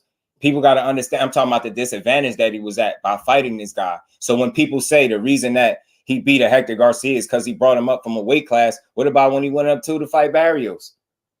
Well, no, I ain't hear not one person say Mario Barrios snatched up a 130-pounder or said Mario Barrios got a guy that came from 126 and fighting him at 140 where he's naturally comfortable at. I ain't hear nobody say that. But when Tank do it, he brought him up because he's small. What about him going up and he's small? That dude is always at a size disadvantage. I think I seen one fight where he was the bigger guy, and that was Pitbull. That was it. One fight. I ain't never seen another fight. What post are you talking about, Brody? They will meet at 140, 147. If you talking about the Devin Core, I think so too. Like they don't hold Tank to the same standards. It's like, what's that? No, you hold them to the standards, but y'all don't hold y'all favorite fighters to the same standards. It's not Tank. Tank is the standard. I told y'all this before. He is the bar because his name come up more than your favorite fighter. And from this look at his list, and I know we might be missing 1 or 2, but it's still, again, I was hearing he ain't fight no black fighters. That's what they said. And then when they seen this list, they're like, y'all don't know those black fighters though. Nah, that's not what you said before, buddy. You said he ain't fight them. So what's standard? Because what's happening? I'm trying to figure out what's going on. What's really going on? Barrios came in from 122. A lot of people don't know that. Yo, L-Dub, I didn't know he came from that small. I ain't gonna lie. I ain't know he came up from 122 either. I definitely ain't know that. But he a big dude, yo. Barrios is a big dude. Tank went 1 weight class and had stipulations. I ain't trying to hear it, man. He 5'5.5", fighting a guy that's listed at 6'1", bro. 6'1", undefeated at that weight class, and was talking with a ton of confidence. Y'all, that's the problem. That's the problem with Tank. Y'all find reasons to take away from his wins, but y'all want people to credit. You get what I'm saying? Like I've seen people praise Devin Haney for beating Gamboa, but not Tank for knocking him out. Like you can't make this stuff up. You really can't make this stuff up. I don't hate none of these dudes. They gonna keep doing their thing, man. The real, like y'all, all that hate that people keep coming through my chat talking about is for Devin Haney. That's really for Tank. Y'all really hate him. Y'all keep saying everybody don't hold him to a standard, but y'all can't tell me what the standard is that we not holding them to. Y'all just be talking in circles and typing. We hold them to the standard. We say we want to see the best fights possible. Why y'all keep saying everything else? Like we can't make the fights happen because we want them. We want to see them. But the y'all thing is y'all feel like y'all can predict whether or not these fights are gonna happen, and that's where I put some pushback. Y'all don't know that. Y'all don't know who he gonna fight. Y'all don't know who y'all fighter gonna fight next. Get what I'm saying? All right, so Ryan, he to beat them regardless. To me, rehydration calls or not, and how much of an advantage is he supposed to keep giving these guys? The man is 5'5.5". Y'all still complaining about a rehydration cause on a dude standing at 6'1", towering? Did he look unhealthy on fight night? Do you think that when you watch that fight, did the reason that Barrios lost because it was a rehydration cause, or did he just lose to the better man? People just, again, you wouldn't know about the rehydration cause if Barrios' whole ass ain't say nothing about it. He should have just kept his mouth closed because that was the bad timing. You know, nobody wasn't talking about you at the time. You got in there, you signed a contract, and you got broke down and beat up like the rest of the Tank Davis opponents. You get what I'm saying? They make too many excuses. Ryan this, rehydration that. I don't want to hear that garbage. These dudes be way bigger than him. He always at a disadvantage. He's supposed to, this is my thing. He's supposed to allow these dudes to come in, outweighing them 20, 30 pounds every fight. And y'all cool with that, right? Guarantee you, if your fighter was in the same position, you wouldn't want that for your guy. Better yet, your guy ain't gonna go fight nobody that's gonna outweigh him by that much. Your fighter is not gonna get in the ring with a dude that's 165 pounds on fight night and he every bit of 130 something. Come on, man. Yeah, I don't understand what people be complaining about. That dude win fights off skills, not rehydration clauses and weight. And y'all know that. We know what we watching. You're watching a skillful guy beat people ass and knock people out. You're not seeing a guy that's skillful use his weight to win the fights. That's why I don't put too much into those rehydration cards. Just garbage. That's just a way to take away from a fighter that's winning. That's all that is. He definitely was. He definitely was doing well. He definitely was. But you know, he met his fate. He met his fate ultimately. And I feel like L-Dub, a lot of people that they wouldn't fight him. A lot of people favorite fighter when they went up there and fought that dude. Undefeated, they wouldn't have fought him, bro. They wouldn't have fought him. You get what I'm saying? Average guy 5'5.5" ain't getting in the ring with nobody that's 6'1" and doing nothing with him. And definitely not breaking them down and stopping them. Gary Russell, as long as he in boxing, he always gonna be, you know, a good talent in boxing, man. I rock with Gary. Larry, man, just don't look at it this way. Yeah, facts, Tim. Facts. I don't like the rehydration clause. I mean, I look at it like this, bro. I look at it like this. You know, I look at it like you kind of learn with through experiences, right? The dude is fighting at lightweight, right? When he fought Rolly, for a perfect example, right? When he fought Rolly, we didn't hear about a rehydration clause with Rolly, right? When he fought Rolly, they said that man, I don't think so. I ain't hear about one. They said that man was 165 pounds on fight night. Just think about that, y'all. 165 pounds. Super middleweight is 168. And you fighting that lightweight, but your opponent is coming in 3 pounds shy of a super middleweight. But the only thing people are talking about is the rehydration clause, but not the fact that this dude like 3-4 weight classes heavier. You get what I'm saying? It's just crazy. Like, so I still say, man, the disadvantage that he's at best, that probably just levels out the playing field a little bit, bro. You know what I'm saying? It was more clear than the first one.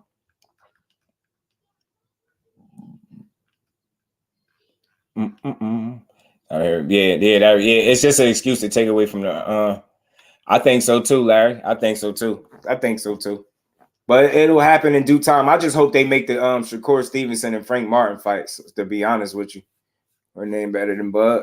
Is his resume better than Bud? Somebody said that, but I don't look at things like that. I don't be really comparing fighters in that way. Because for one, like that's like they like, you know, that's like a big brother. I don't even look to try to match them up in that way. Like Shakur be looking to, you know, accomplish the things that Bud Crawford accomplished, to be honest with you. And 20 fights, is his resume better than Bud? I don't know. That's debatable. I don't even think like that. I never thought to compare their resumes. And both can make the weight let slide across the board for anyone. I get you. I get what you're saying. But I look at it like this. It's one thing to make the weight, right, Ant? But why are you don't find it a little bit concerning that a dude is signing up to fight at 135 but is coming into the ring 165? So the same way like y'all wanted to not be no rehydration clause, why should you be able to rehydrate that much? Why should you be able to come in weighing almost 4 weight classes above the limit? Why should that be accepted? You get what I'm saying? You clearly, so like, and it makes me think like how people be calling people weight bulls. So you clearly want a wild ass advantage. And I feel like, man, you're a small guy. You got to be smart, man. Like I would think that would be the reason for the rehydration clauses is not to make it so that somebody is coming in weak, to make it so that somebody ain't coming in 3 or 4 weight classes above the weigh-in weight. Like that shit is crazy to me. It's no way. Like nobody even bats an eye. Yo, 168 is super middleweight. They said Rolly weighed 165 against Tank. That is wild. That is wild to me. And I think Calvin Ford said it out of his mouth. Dude weigh like 165. That's damn near super middleweight on fight night. Come on, man. But you fighting at 135 lightweight, y'all. You get what I'm saying? That's crazy. It's crazy to me. I know he's out at the table with Heyman. I mean, I look at it like if you talking about the weight, I don't think he gotta be at the I don't think he gotta be at no table with nobody to know what to do weigh. You get what I'm saying? This boxing circles are small. They know a lot more than just what these dudes be weighing. Tank still put him to sleep, right? Hey, mad for Bud and Shakur. It's this thing. Oh, nah, facts, Dub. You already know. You already know. They doing the same exact thing they doing. Yeah, facts. And they said it. They said Bud ain't fight nobody. He ain't fight nobody. He fought bombs. He fought bombs. He a duck. He do bad business. Bud do bad business. It's like, okay. Y'all gonna write him off to be somebody block this goofy that's coming through here that's keep typing on. So y'all the wrenches be slipping in here. Y'all be on vacation in here, man. Y'all don't be trying to block nobody. Y'all gotta block this goofy. She in here yes, thank you, appreciate you. Get her up out of here. Whatever, him, her, you never know nowadays. But get it up out of here. Keep talking about black men this and trying to be funny. Get your weird behind on, man. Trying to mess up the energy in here. Get your song out of here. But yeah, man, they gonna learn the hard way. They're gonna learn the hard way, man. But I listen, just to wrap this up, man, because I ain't gonna be here too much longer. I'm gonna touch on something else. Look, this guy here claims he want to smash Deontay Wilder's head in, and that's it. I'll say let's see it, man. I still got my money on Deontay Wilder knocking this dude out. I think his hesitation, his reluctance to throw punches, his unwillingness to engage and throw more than one punch at a time, I think that will play into Wilder's favor. I don't particularly see him catching Wilder with just one shot and Helenius and Wilder. I don't see that personally. I think the hesitance, him being a little gun shy, overthinking in there, I think that puts him in a very dangerous position to be knocked out by Wilder. Do we have the tools, the skill set, experience, and things like that to be able to win? Yeah, he do. You know what I mean? It's not a lack of heart with this dude. Well, maybe when it comes to Wilder, it might be because he seemed like he really don't want to fight him. But if we used to get this fight in January, I would love it. I truly already think this is one of the best years in boxing. I think it's only going to get better. I mean, is boxing going to continue to grow as long as they give us the fights, right? Yeah, and Wilder by KO, me too. Hector Garcia was smaller. I don't think so. Not on Fight Night, he didn't. Because Tank, he's always the smaller guy. I don't think so. He don't rehydrate that much. He don't look like it anyway. Tank don't be looking big in fights at all. He's not fighting anyone. How is he the standard? I mean, when you say who is everybody else fighting that he's not fighting, Larry, when you say that, he is the standard because his name get brought up. Y'all hold him to a standard that you don't even hold your favorite fighter to. And his graphic showed y'all that. Y'all said he don't fight black fighters, and turns out he fought twice as many black fighters as the guy that you like the most. So to me, he's the standard. He's the bag. He would be your favorite fighter's biggest fight, not the other way around. He is the fight that made. Like me saying he the standard is not to take it personal. It's just he is. He don't have to move the way a typical guy has to move to gain traction. You get what I'm saying? And he broke in the mold. The dude could fight a restaurant worker and sell out. He blessed in that way. That's just something he's been able to do. But people keep saying who he's not fighting. He's not fighting the certain maybe 3 fighters. He got less than a handful of fighters that y'all truly want to see him fight. But I keep telling y'all, when y'all say he's not fighting this one or that one, are the other guys fighting that level of talent? Who you know at 135 fought a Tank Davis level talent? Who? Just name me one. Name me one person at 135 that fought a Tank Davis level opponent. Who? Just get it to me. Give me one person. So again, I only say that to say, like, that's why I call him the standard. His name come up so much. It's tank this, tank that, tank this, tank that, tank. What again? If he's not fighting anyone, who is everybody else fighting that's so great that's on Tank's level? If did anybody at 35 fight a Tank level opponent, that's what I want to know. And that'll tell you what you need to know. Gotta stop it, man. Navarrete 3 best wins or the same wins. Shakur got Joet, Valdez, and Diaz. That's true, yo. I feel like those are his best wins too. I said that, Dub. I said that. People don't give Joet Gonzalez no credit. The Valdez win, they say he should be at 47. That's why he beat Valdez. It's crazy. And Christopher Diaz, definitely. He beat the hell out of Christopher Diaz too, bro. Gets love those wins, and Shakur does. And by the way, Shakur dropped Valdez. Navarrete didn't. Boom, boom, boom. That's why this is my guy right here, man. He talk real boxing right here, man. I hope I eliminated the headache from y'all. I hope everybody understand that we can have our difference of opinion in boxing. It makes the sport of boxing go round. I rock with all these dudes at the end of the day. I just want to see the fights. I want to see the best fight the best. I want to hear people be better fans. We be looking for reasons to take away from fighters being great instead of just giving them their credit. Like, I knew we was living in a different world when people called Hector Garcia a bum. When people started calling Hector Garcia a bum, I knew all bets were off. And that's why I feel like at the end of the day, it don't matter who Tank fight. For some of y'all, you're still going to complain anyway. It don't matter who he fight. You're still going to complain. And that's just because that's what people do. You get what I'm saying? He could go fight the same fighter. He can go. Devin Haney could go fight Lomachenko tomorrow and people will bash it. He could fight Lomachenko tomorrow and people would throw him under the bus. I guarantee you. I guarantee you. The man could go fight Lomachenko tomorrow and people will say something about it. Ah, well, he waited too long. He didn't want to fight him back then. He said he wasn't ready. All this stupid stuff. Instead of he fighting him now. It'll be everything else. I'm telling you. I just proved the point. They say he don't fight no black fighters. I showed you a graphic that shows that he do. Right? Then when you show people that, well, you don't know those black fighters. That's not the point. Do he or do he not fight him? That's what y'all say. He don't fight him. False narratives. Shakur priced himself out. Another false narrative. So can somebody please tell me his asking price for either of these fights that he priced himself out, or is that just more rhetoric? Because that's what I look at it as. If it can't be proven, then it's BS. It's hearsay. And Fury hits harder than AJ, and Wilder was eating bombs from Fury.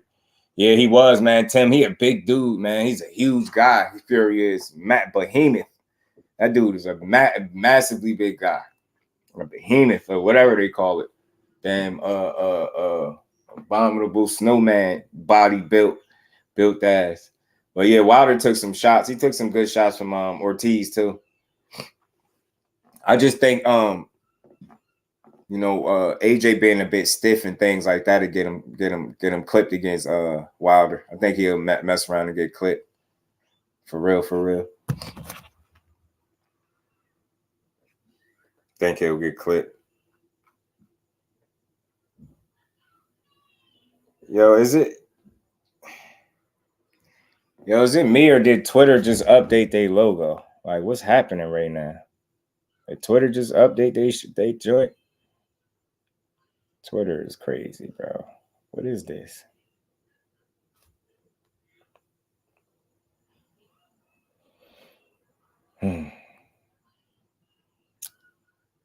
But yeah, man. Tank Davis not fighting black fighters. False narrative. Shakur pricing himself out. Like I said, another false narrative. Calvin Ford said he want Pitbull. Tank never said that, so I get it. You know what I mean? I'm not putting that on Tank. I do hope they pursue a better matchup. But if Pitbull end up popping up, I won't be surprised because that's what they said, right? I don't want to see it. I get this whole he survived and he didn't get knocked out the first time. I still don't prefer to see that fight. I still don't, to be honest with you. I'd rather see something we haven't seen before. As it pertains to Shakur, I just want to see him fight Frank Martin. Everybody's asking for it, and they're making it seem like he's doing something wrong. The people are working out. I guess the business of boxing got to work out a fight for him, but I truly hope that it can be a Frank Martin because that's what people want. That's all people keep asking about. So I want to see it. I just want to see it. And EJ said he is going to get some get back. Said he definitely rematching, but I heard Espinoza say that fight will be happening maybe the end of the year, or he said early 2024. So we'll have to see when that fight actually takes place in terms of the rematch. It's going to be interesting to see when it actually takes place. And something else I wanted to speak on briefly before we slide out of here. Salute to everybody in the building too, man. Y'all smash the like button, sub to the channel if y'all haven't. But Regis Prograis, he's voiced his recent frustration with Devin Haney and wanting to move the date. He wanted to fight on the date that he signed on. I can understand that. Devin Haney and his father, they considering the business side of it, and they feel like they shouldn't fight on the same day as a Tyson Fury and Francis Ngannou. I can understand that. But on the flip end, you got Regis Prograis saying he want to fight Haney, but he's not gonna wait for him.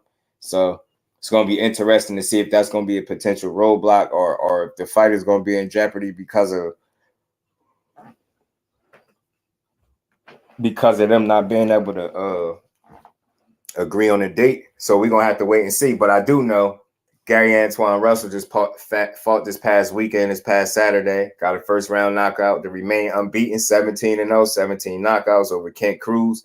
I know he mentioned, willing and wanting to fight Prograis. Look, if I know they on the other side of things, but if you can't make a Devin Haney fight, I mean, I tell you what, I'd love to see Regis Prograis and Gary Antoine if I could get it soon as possible. But I think the thought process behind Team Russell is they want to get him another fight or two or something like that before he challenges for a title. I think that's what he want to do as well. But we're gonna have to wait and see, man. He's young, he's exciting, he's undefeated, he bring knockouts, he's fun, he could box, fan-friendly style. I just want to see what's next from him. His last fight was ended so quick in the first round that you're already ready to see him again. So we're gonna have to see. And like I said, man, AJ finally grow a pair, man, no disrespect to him, and get in the ring with Wilder.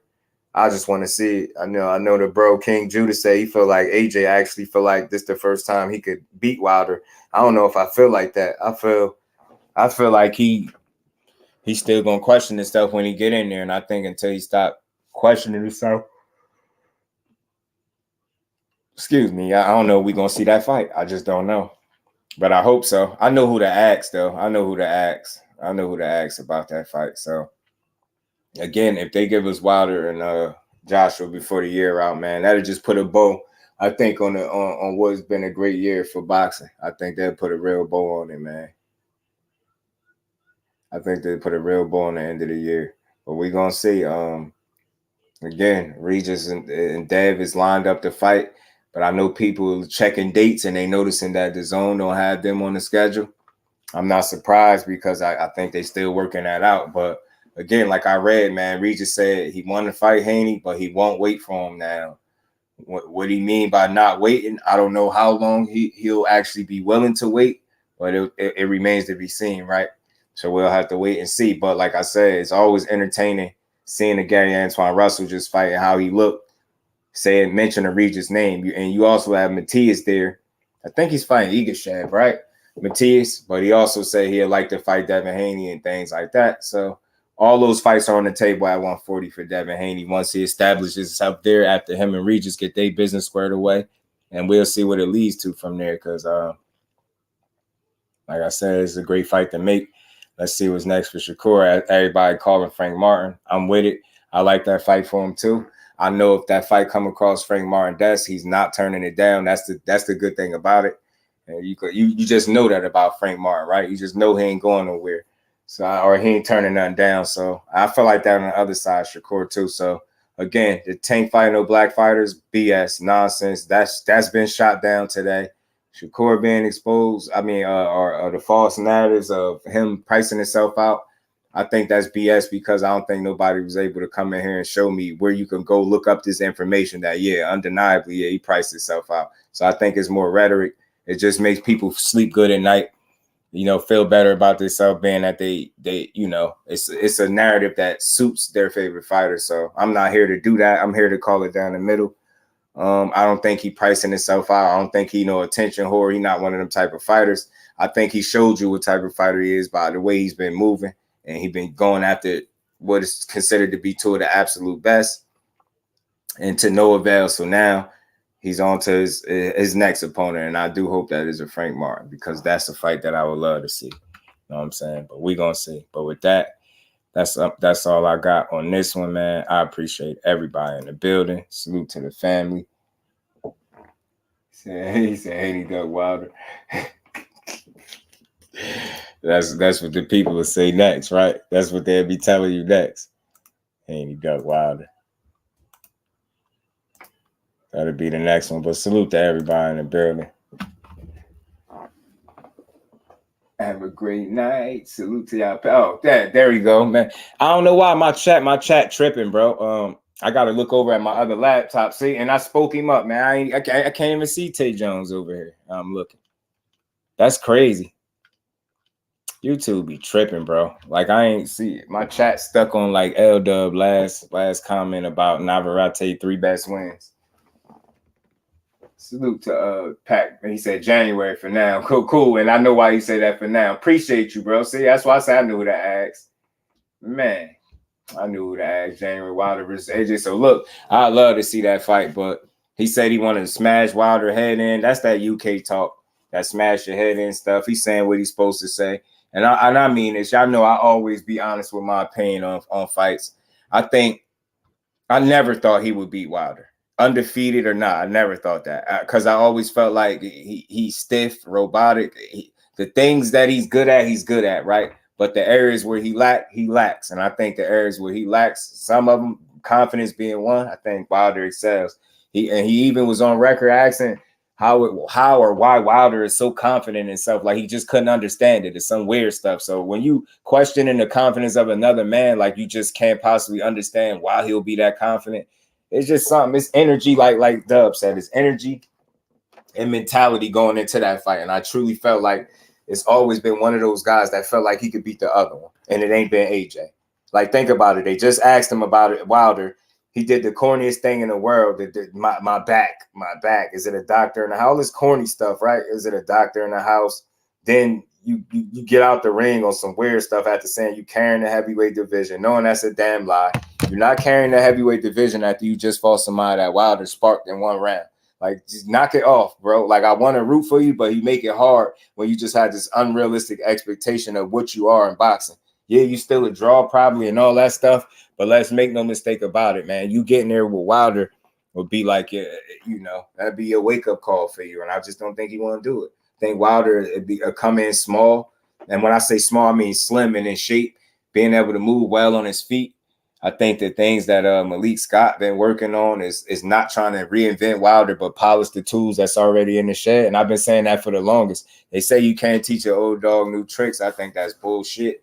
But you damn sure could sharpen up the tools that's already in the shed. So you can't tell me you can't do that. And who knows, how much more chemistry they was able to,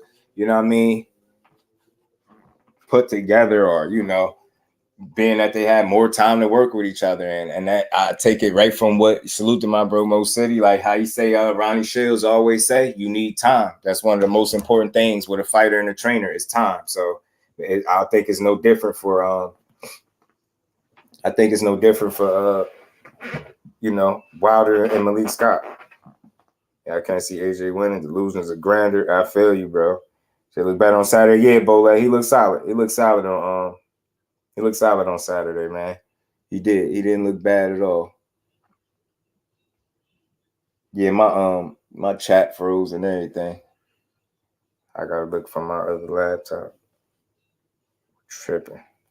YouTube count show days. Nah, I'm just playing, y'all. But yeah, man, hopefully everything stays consistent and that's the fight that we get. I mean, it's long overdue.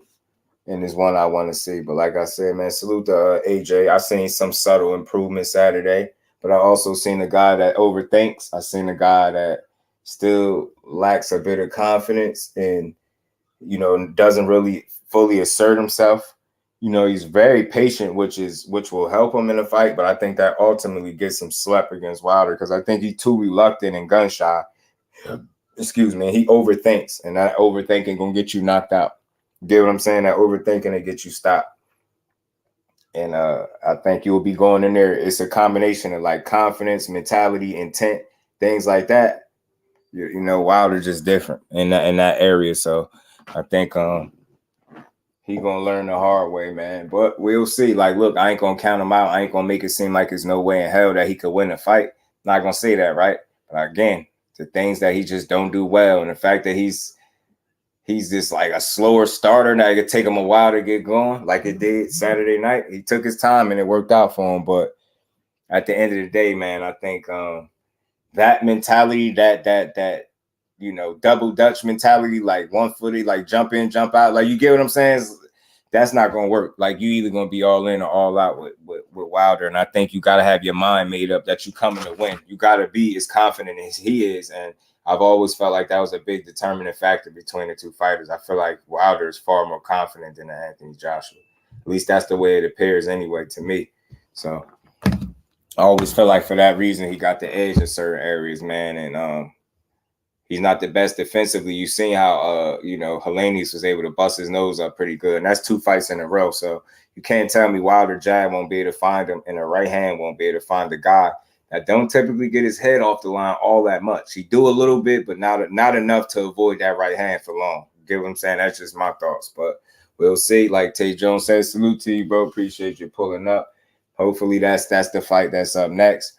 I want to see Regis and Haney. Hopefully they work out a date and Regis don't have to go try to find another fight, because they definitely gonna say he ducked if he do. You get what I'm saying? So hopefully they work a date out and they give us that fight. I hope the WBC is truly going to go down the line and give Shakur the next available opponent after Loma, which is looking like it's Frank Martin. I hope the boxing guys get it right. I know this probably asking for a lot, even though it make all the sense in the world. They find ways to not give us what we're supposed to get. And I hope that's not the case with Shakur and Frank Martin. I truly hope while they're going down the list and they come across that name, they really present that fight to that man and be willing to give us that. Something tells me that they're not. And I hate that because I'm optimistic, but some tell me that we're not going to get that. You got already people complaining about other credible opponents because it's not who they want. And here we go with more of the slander. So that's why I wanted to be Frank Martin, so people could shut up about who he fighting or not fighting. You get what I'm saying? By giving him a credible name or, solid, a real fighter like he nobody, right? You get what I'm saying? Right. DJ kept asking. He was okay, like Kirk. Yeah, man. Aisha, I caught that. You caught that too, right? You caught that. I was saying that. I was like, yo, is it me? And he asked him that a couple rounds in a row. Like, yo, you all right? You good? You kept asking him, like, bro, you good? You know what I'm saying? You good? He asked him that a couple times. He's just like, yeah, I'm good. With Wilder, with AJ fight, have a rematch clause. I would think a fight like that would, Bole. Because why would you not want that twice? Why would you not? Because that's not even a fight. That's an event. You know what I'm saying? Both times, regardless of what the outcome is, I think that's something people wouldn't definitely be against seeing twice. I think anytime you got this, you can see a talent like an AJ. Because let's not make no mistake, AJ is very talented, bro. And he had his chance to win too. But I don't straddle fences when it comes to Wilder, and I don't care about being wrong.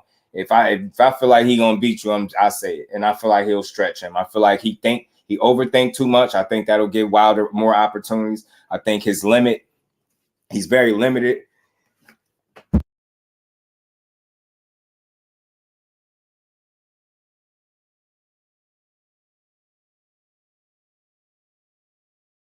Excuse me, I had to sneeze. Oh man, I think he's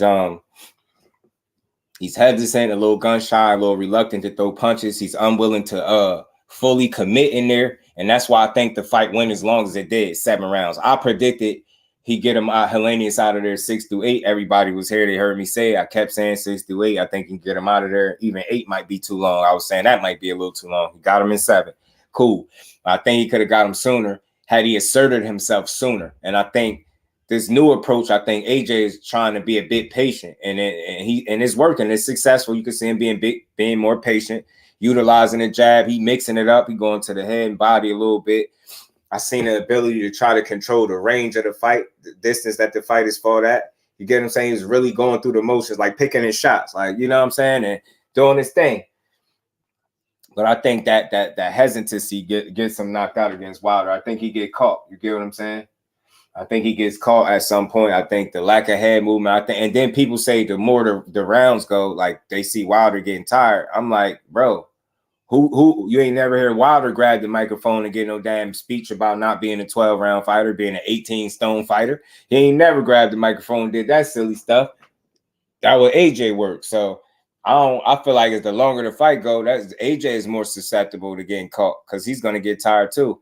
And again, who's to say that you're going to be able to conserve your gas tank like that? You did against Helenius because he didn't have that much to offer. Like, I'm not even sure I don't even know if Helenius really thought he could win. Like, I just don't feel like he fought like he could win that fight. Like, you know what I mean? He did well in spots, but even the way Joshua was talking to him in a press conference, like, he's like, you looking at me like you want to do something. Just like just be cool for like just be cool. And we either gonna fight tomorrow, we're gonna fight right here, but just be cool. Like, how you gonna tell somebody to just be cool? Like, bro, I'll look at you however I want to look at you, dude. There's no coverage on that banger. Yeah. Turu, we did that. We did the fight. What's the name? We did the fight call yesterday. We did the actual 5-hour stream on that.